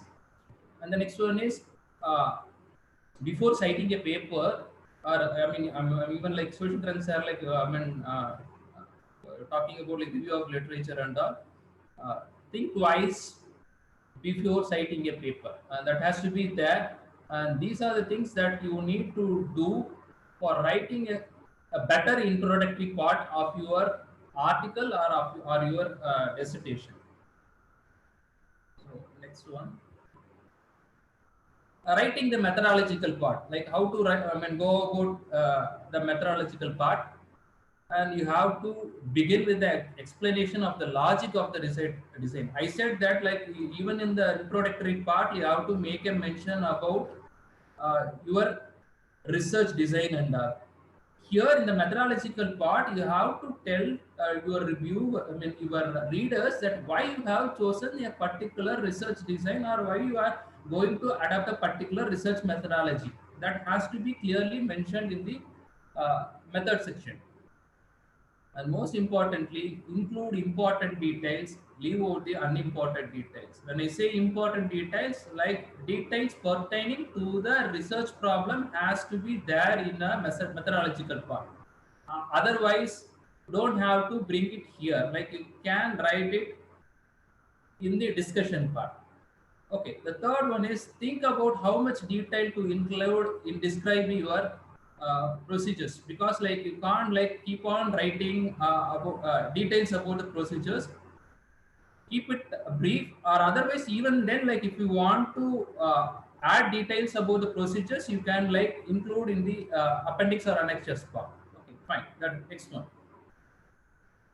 If you have transformed any variables, you should explain that why you have transformed that variable. Say for example, the data is given in kilograms, like, but you want to convert into some other thing, liters or something like that. Okay, but you have to give valid explanation why you are changing the variable. Say for example, if it is in millions, like you want to convert it into rupee, like you have to give a valid reason, like why you are like representing in rupees. Okay, so that has to be there, like be it like science or social science, like when if you are transforming the variables, you have to give proper explanation there itself. And writing the results section, most important finding should be there at the top. Okay, so in fact, like I will say, like open the results section with the most important finding of your research, and use tables and graphs judicially. Okay, so that has to be there, and it's not necessarily yeah, that your tables and graphs should be self-explanatory. If there is something important in the table, you can even give it in the interpretation. Okay, and then most important thing, like when you use these tables and graphs, like it should, what matters is the size of its effects. Like, so it should convey the size of the effect of your study. And the next one is using statistics. Like, I mean, just because like for the heck of like using like some statistical technique, like you should not use it. Like it should be appropriate one, and that has to be communicated very clearly to the reader. And the next one is the tables are intended to communicate the main results that should appear in the body of the report. Of course, as I said in the beginning, it's not that like tables has to be self-explanatory or even graphs. Like something has to be highlighted, you can write it in words. Like, okay. So the next one is for the tables in the body of the report, smaller is better. Of course, like if you go on writing paragraph something like that, as far as tables is concerned, it becomes like very tedious for the reader, and the very purpose of having a table itself will get defeated. Like, so that is the thing. And don't try to put too much information into a single graph. And graphs part is to enhance your work, and don't make it eyesore for the readers. Okay, I mean, keep a very simple bar diagram, pie chart kind of graphs, so that like everybody gets understand. Okay, don't make them to refer any other book to understand what you are like saying through what you are putting across through your graph.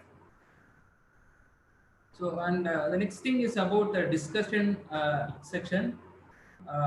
Start like discussion part with your research question. Of course, like your research question would have appeared right from the beginning, even right from your introductory part. You would have like so you would have been mentioning about your research question, research problem, and all. But even then, when it comes to discussion section, again, like return to the research question. Start with research questions. Most important thing, like every study will have some limitations. No study is foolproof, and please admit or please list out the limitations of your study in the discussion section. And also, like mention possible alternative explanations for the results of the study. It means to say that you have to give justification for the result. You should not just like that say that this, because of this has happened and all. You understand? You have to justify like why this is happening, why this has happened, and moreover, you have to substantiate our argument with the study of others. So that has to be there in discussion section.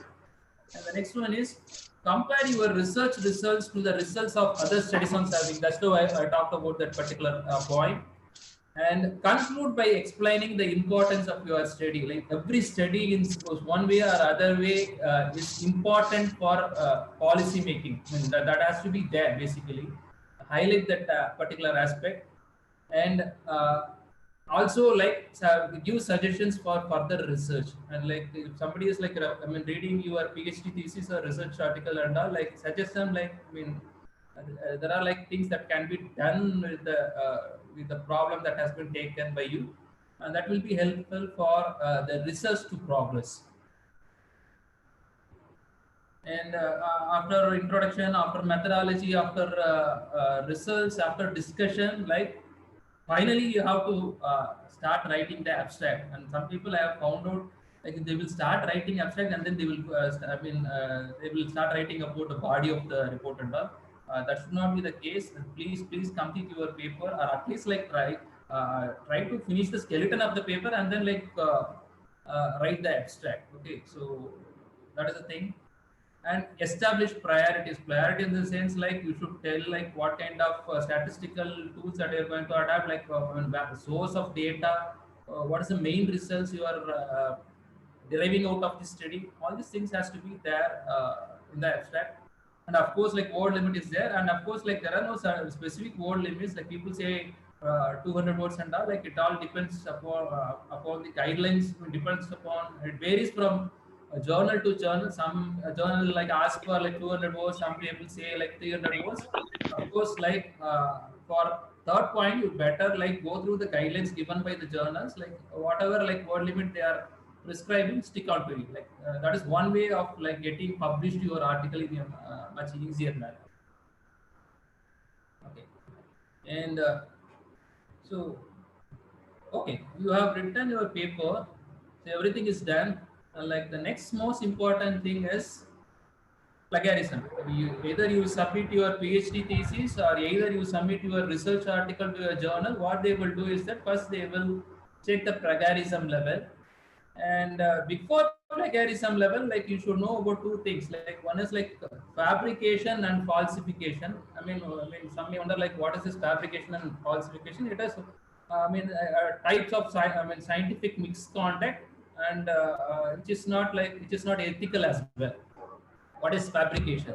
It is cooking up of data and reporting them. Okay, so without referring any source material, people they themselves will they will give data and they will write a report on that. Like when particularly in case of primary survey, and a lot of complaints are coming up in connection with this. So that has to be avoided. And the next one is falsification. Falsification is nothing but manipulating the research material or the process, or intentionally avoiding some data to get a predetermined result. That should not be the case. Like normally, like you should identify a research gap, and your methodology should take care of your result. There are cases like where people will predetermine their result and they will start working towards that result. So in that case, what they will do is they will do all these things like falsification, fabrication of data. That should not be the case, and that has to be avoided at any point of time. And coming back to this plagiarism, people think like plagiarism it cut copy paste and all. I mean there is much more than much beyond that. Like plagiarism can be like it is plagiarism of ideas is there, plagiarism of text is there, even verbatim copying is also coming under plagiarism. Plagiarism is there, and apart from this, self-plagiarism is also treated unethical. People think like, no, this is my work. Why like it should be categorized under plagiarism and all? It is not the case. And like there are three types of self-plagiarism is there. First one is duplicate publication. Duplicate publication is nothing but publication of paper that are similar or same in hypothesis, results, and conclusion. And the next one is most popular one, a salami publication. Like you Google about plagiarism, like they will highlight this particular type of plagiarism, salami publication. That is publication of each part of your result in several papers. That is like you giving like piecemeal information to the readers. You understand? So that is even like that is like prohibited, and like that also comes under plagiarism. That is also unethical. And the next one is practice of text recycling, using one's own text in several different papers. Like you would have written one paragraph in one article, you will use the same paragraph in some other article. Even that is referred as plagiarism, self-plagiarism. So these are the plagiarism, and when you write a paper, you should be very careful about all these things. Like you got to know like what is fabrication, you got to know what is falsification, you got to know what is verbatim copying. You got to know about what is copyright infringement. Like you got to know like salami publication. Everything you should know. That knowing all these things make you a better writer, or otherwise it will at least make you your process an integral one. Okay, just now we spoke about plagiarism and all. Like there are like plenty of plagiarisms available in the market. And through the, I mean, as far as India is concerned or Indian government is concerned, like through a global tender, like government of India, like got this Urkund software, and it has been given for free for all Indian universities. Like when I say Indian universities, like even like they have given it for free to the private universities as well. Like you your submit your dissertation, I mean like it will be checked with Urkund software. I'm talking about Indian universities. Like this came into practice from 2019. And if I'm right, like it is like from September onwards, like I mean, Indian universities have started using this Urkund plagiarism software. But the global leader is Turnitin. Turnitin, but like its package, that is the price of Turnitin is 5 times higher than the Urkund. That is why like government of India was like opted for Urkund, but like it's as effective as Turnitin. It's as, or otherwise like it's as good as Turnitin. So that is the thing. So Turnitin, like the only problem with Turnitin is like it is only available to universities and other institutions. Like if you are a I mean, private researcher, like you can't have like with Turnitin because of higher price.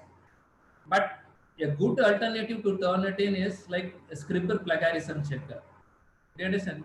In the sense that like it has been priced depend on the size of the document. Do you understand? In the sense that like bigger your document, like bigger the price will be charged by the Scribble plagiarism checker.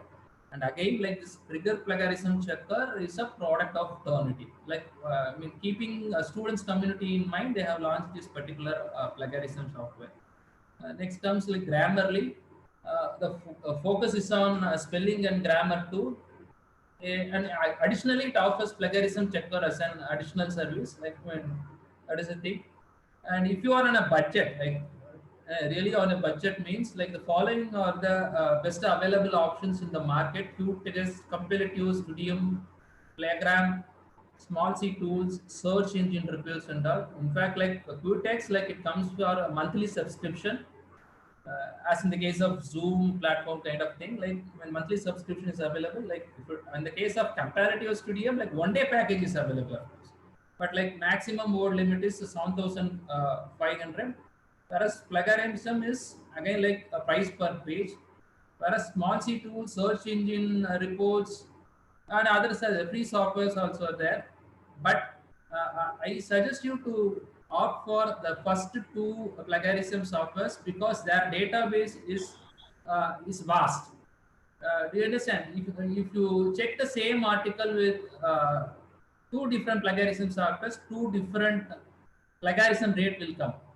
Do you understand? So it is better to stick on to the first two or first three software so that you will get more or less similar plagiarism rate so that you don't land in trouble in the future. So this is as far as anti-plagiarism softwares are concerned. And next, as I was telling, like this in the beginning, the introductory part itself, like UGC, through its promotion of academic integrity and prevention of plagiarism in higher education institution regulation 2019, they have made it a point that all theses, dissertations, and academic papers meant for publication must be checked using plagiarism software. Do you understand? So to deal with the plagiarism, mounting plagiarism complaints for thesis or dissertation, 4 security levels of offences are there. First one is like if the plagiarism level is up to 10%, like no penalties for those things. So that means like up to 10%, like it is accepted or acceptable. If the plagiarism rate is up to 40%, like you have to, I mean, you have to miss like the offender, the student has to submit a revised version within 6 months. The next one is like if it is between 40% to 60%, a student will be debarred from submitting a revised script for 1 year. I mean, it is there in the UGC regulation 2019. Like you can very well go through that. And in most of the colleges, like you can see this particular aspect in the notice board of your research cell, or otherwise go and contact your research cell. Like they can guide you regarding this. And the next one is like above 60% means the student registration of the PhD program itself will be cancelled. Okay, so these are the 4 severity levels of offences. that has been put forward by UGC regulations 2019.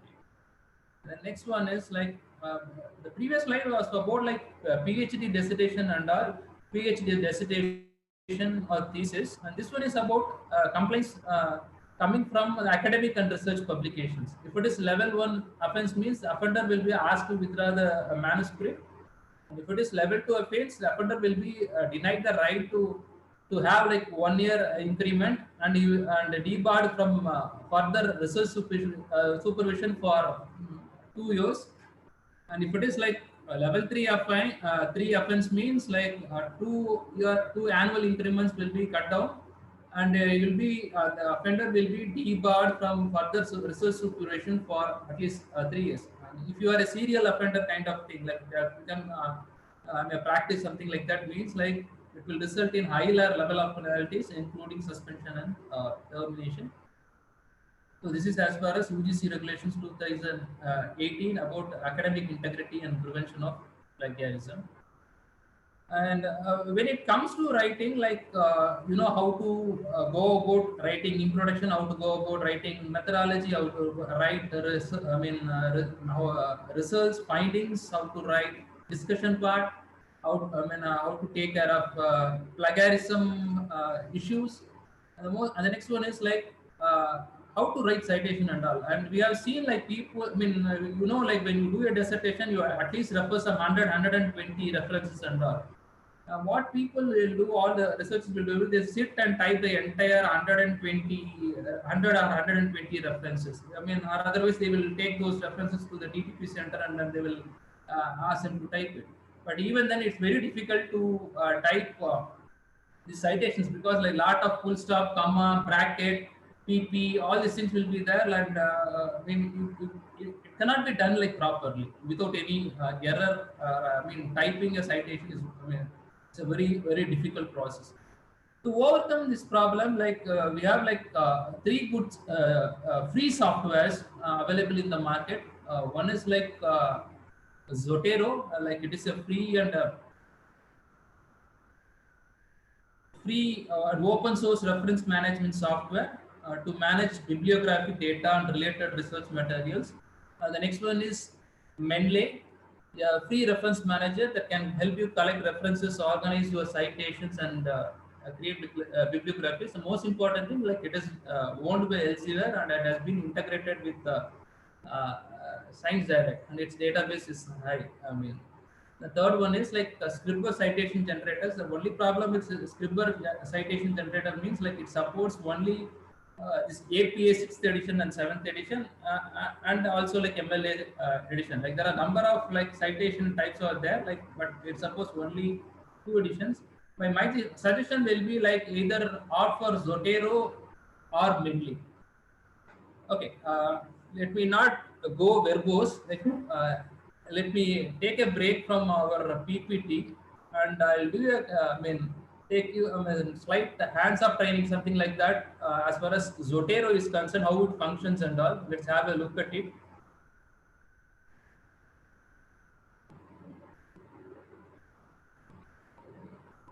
So what you have to do is that, my dear friends, like you have to download a Zotero software. It comes for free. No charges, nothing like that. It doesn't occupy much of your space. Download it, and there is you can add on like give add-on feature to your Word document as well. So for saving our time, like I've already like downloaded the Zotero software. You can see like it is there in the desktop. Like I'm double clicking it, and in the sense that I'm trying to open Zotero software.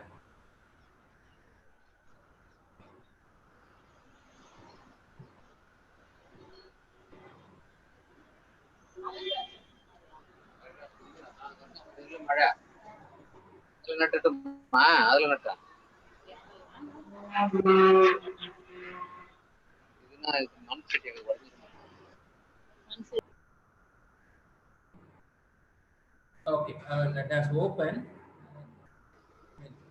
You got to have some patience, like otherwise, like won't be that much effective. So already I have downloaded some papers and saved it in Zotero software. You can do it. Like when you download, like an option will be asked, like you can just say that, like save it in Zotero. So what I'm going to do is that I'm going to select the files that I have stored in Zotero. Okay, so I'm selecting all these things. I've selected, and then right click your mouse, and there will be an option called create bibliography from items. Click that button, and it will ask like what kind of citation style you want, whether it like if you want like American Psychological Association 7th edition or a 6th edition or Chicago manual style. Like I mean, there are a number of options are there. Let me stick on to American Psychological Association APA 7th edition. Let me select that. Click OK.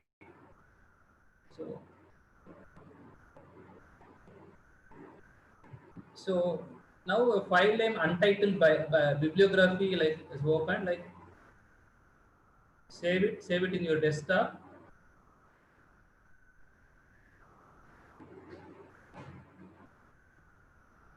Now open that Word document untitled bibliography.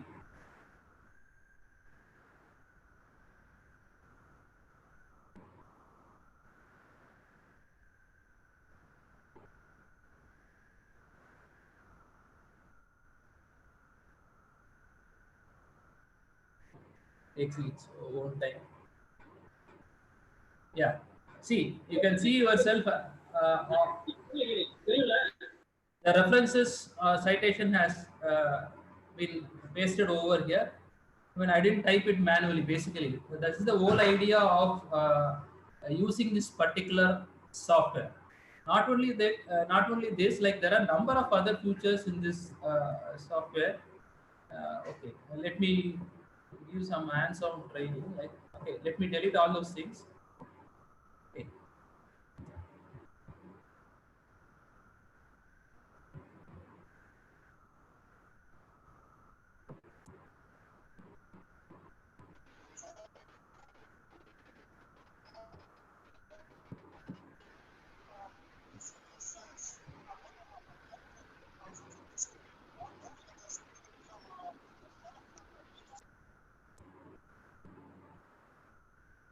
Okay. So I'm I'm trying to write a review of literature. Okay.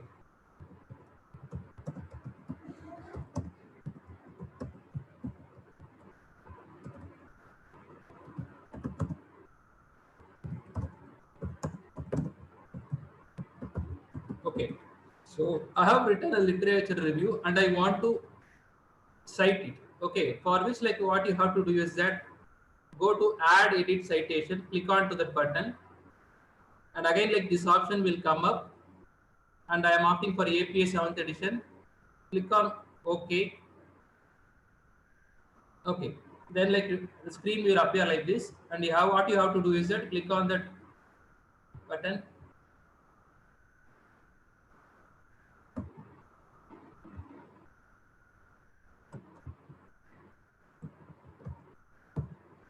Okay. Now that particular paper is popping up. Double click it. That citation will appear in the bracket. You may ask like what's big deal, sir? Instead of doing all this thing, can just like the type and all. You may wonder. The benefit lies here. Okay. You don't have to add bibliography. Bibliography for the cited thing will automatically come at the bottom. So likewise, you can do it, and it's very easy.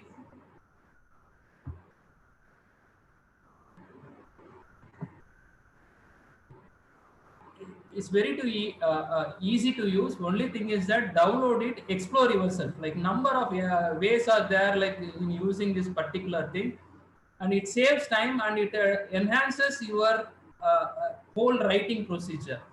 So that this is as far as Zotero is concerned. Not only Zotero, number of other softwares are there. For just for example, like I'm like using this. If you are comfortable with Mendeley, like you can opt for Mendeley or like any other software that is available in the market. And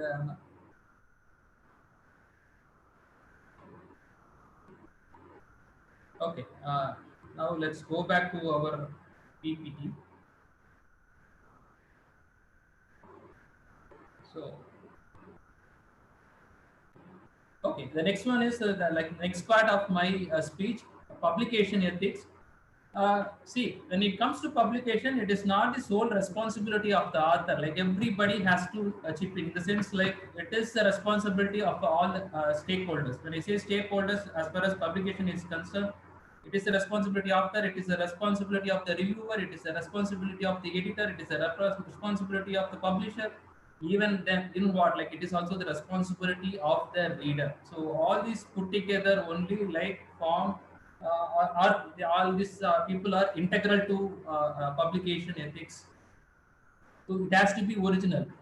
Your work has to be original. Original in the sense that right from designing the experiment, right from the collection of data, data analysis, data interpretation, writing the report, and whatever like even communications, it should be in a scientific process like that has to be there. And like you should not trim the data, original data, without providing solid reasoning. And moreover, I mean, as I always say, like just for the sake of using any statistical tool, don't use it. I mean, one more advice, like I mean, just to glorify your finding or just to highlight your significance, don't use any unnecessary statistical tool. And the next most important thing is good record keeping practice and maintenance of data. Of course, plagiarism we have dealt in detail. Honesty, objective and integrity, and it has to be always there. Conflict of interest, like I mean, let me brief about this particular aspect. Conflict of interest may arise by shared design or sometimes even by ignorance. Either way, it is detrimental to integrity of the research. That has to be curbed. And openness, like when you do resource, like you should not hide any information either from the publisher or from the reader. Okay, respect for intellectual property, that has to be there. And a copyright agreement has to be signed with the publisher. And disclosures, what are the methodology that you have adopted, like in course of your work, has to be disclosed. And consent for use of published material has to be given to the publisher. Confidentiality has to be there, and it has to be a responsible publication. And news results has to be brought out like every now and then. So these are the things that has to be followed by authors, like as far as publication ethics is concerned. The next one is responsibility of the editors, and it should be a timely one. And like and peer reviews should be like done on an informed basis, and linguistic checking should be there. And adequacy of data is also a responsibility of editors. And getting proof corrected in time is also the responsibility of an editor and reviewer. And a reviewer's job is not a paid job. They are not paid for reviewing the paper. Rather, it is a honorary work. So just because it is a honorary, you can't take too much of time like in reviewing the articles given to you. So it has to be done like within your time schedule. And if there is any conflict of interest, like it has to be immediately reported to the editor. And reviewers should check for originality in their findings. And reviewers should also examine any possible unethical practices that may have been used by authors. And the next one is responsibilities of publishers. Of course, like your work has to come out, or like research output should come out in a hard copy or online format, like for which you need a publisher. He has to bring out your work like in an announced schedule, and frequency of publication has to be there. Whether it is like monthly or biannual, quarterly, like as a frequency should be there. Okay. So next one, publisher should not take recourse to artificially enhance the citation or enhance the impact factor of the journals. Author guidelines and information about any charges payable by author should be clearly stated. Publishers should not interfere in academic freedom of editor and editorial board. Like he can worry about binding process, alignment work, everything, but like he should not poke his nose like into the academic freedom of the writer or the editor or the editorial board. And the most important thing, ethics of retraction, something wrong has been done or something manipulated work has been done means like the work has to be retracted. How it has to be retracted? Like maybe like authors may publish an apology note, or editors may publish expression of concern, or and later like they can retract the paper. In some more serious cases, the editor concerned is expected to inform the authors, and moreover he has to inform the concerned host institution about the misconduct of the writer, and this has to be also there. And ethical conventions of publications, multiple submissions should not be there. Say for example, you are submitting a paper to one journal and they are taking much more time than you have expected, means like you have to, if you want to submit to some other journal, means you have to give it in writing to the journal, and request them to give back the paper so that you can submit to some other journal. This is easy, like as far as like single author is concerned. If it is like multiple author, means like both the authors, co-authors should give it in writing or like mail to the publisher concerned, and you have to get back the paper, and then only you have to submit to some other publisher. You can't simultaneously submit to different publishers. That is also unethical as far as publication is concerned. And while suggesting potential reviewers, you should not like suggest a person who you have worked with. The reviewer should not be a person known to you basically. So that is has to be there. And if any error is there after publication, means you can very well like inform the publisher or the editor, and like you can correct it and get it republished in the same journal. That is like okay with like publication process is concerned. Of course, like as I said, like in my previous slide, like, some wrongdoing or like research is like done in an unethical way, or if it is like plagiarism, is there something is there, something unethical is there in the paper, means like it has to be retracted from the journal. So the next one is the final part is like where to publish your paper. Okay, so as I said in the beginning, UGC have listed journals and all. Like if you go and visit the UGC CARE website, like you can, subject-wise details are there, and like if you are not happy with the journals listed, number of journals listed by the UGC CARE, like UGC CARE itself like has given link to Scopus index journals. You can click on to the link. You can even search Scopus index journals. Apart from Scopus index journals, like UGC also has given a link like for Web of Science. Like if you think like your work is of high quality, like if you want to like go beyond Springer, Elsevier and all, even Web of Science like link is there in like UGC CARE listed website. Like you can make use of all those things. And so we are coming to the end of my session. Writing is easy as said by Mark Twain. Only thing is that you have to delete the wrong words. With that, like let me conclude my speech on better practices for writing research report and better practices for publication ethics. Thank you. Thank you.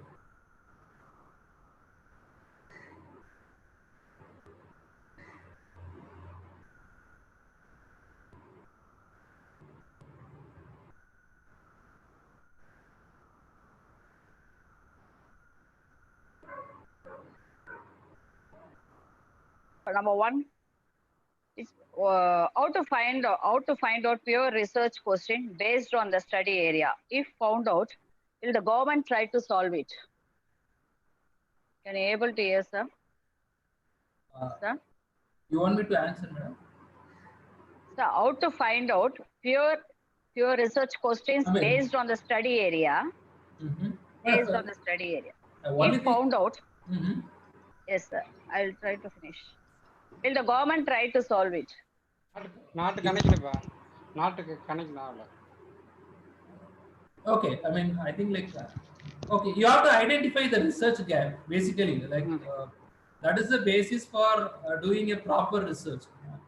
Okay, identify the research gap and then like concentrate on the methodological aspects, and you can very well do a original work. Like no doubt to worry. Like I mean, if your work is very good, like obviously like you suggest like government will adapt it or use it in the policy formulation as well. Like, there are cases, Okay, sir. number of cases. One more question, sir. Which is the first step in research process review of literature or statement of problem? I think like Shivashankar can answer. Okay. Ma'am. Singer sir. Yes, sir. Yeah, sir. Sure, sir. Solunga, sir. Before Please, going to select topic or research problem, first we think to reading. It means that to review of literature is the must. On the basis of review of literature only, we can identify research gap. On the basis of research gap, we find the statement of the problem. On the basis of statement of the problem, we construct objectives and hypotheses. Without review of literatures, we cannot go further research or methodological framework in research. So first, review of literature. Review of literature is the must. But in many Indian university, they have separate chapters for review of literature, particularly in the chapter number 2 or 3. But many Western countries, the first chapter itself has review of literature. For example, in my thesis also, I written agricultural labor. My thesis is Indian agricultural labor market. So in my thesis also, I wrote first chapter in the review of literature. On the review of literature, descriptive and critical analysis and historical perspective, I come together in the review of literature chapters. And on the basis, I construct statement of the problem, objectives, and other things. So first is the review of literature. It means that study, previous studies. Okay. Related to the one more person's asked the question, solving the social problem. He raised two questions. Thesis is not a solving social problem. Thesis is address one particular issue, but social problem is continuous process. So it means that research is a continuous process. Thesis is not solve the problems.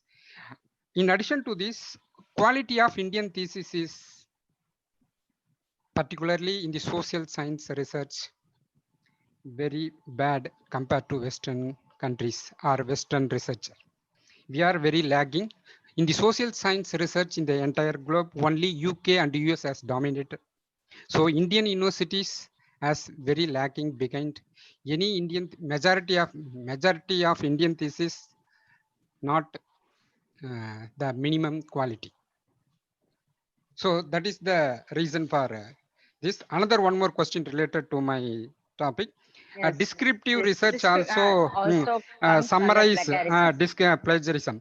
So first understand the descriptive research means just to summarize the previous studies, what method they are used, what they are objectives.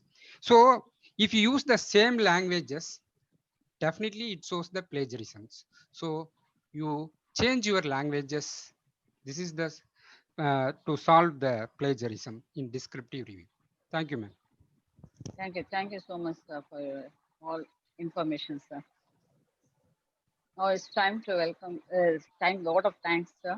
I'm greatly honored for the opportunity given to me to thank the speaker. I think I am the most blessed person. Since I have showered with so many, sir. Excuse me, sir. Shyamala madam. Yes, sir. Let me say a few words about Dr. Arun and Shivashankar. Okay, sir. Okay, take your time. Can you say yes? Yes, sir. Again, I am very happy to meet you all through this virtual webinar meeting. And really, I am very happy that Dr. Shivashankar and Dr. Arun Swami have delivered a very good lecture. In my opinion, Arun has elaborately given how to write a good paper following all the nuances of social science research. I am very much delighted by the lecture delivered by Arun Sami. I really congratulate you for having prepared such a wonderful and nice presentation. And Dr. Sivasankar also has delivered a very good lecture, starting from how to review the literature. And to supplement his lecture, I can say that reading and inner reading is very essential for reviewing the earlier studies. So the first step is to review the available literatures and related literatures so that we can frame a statement.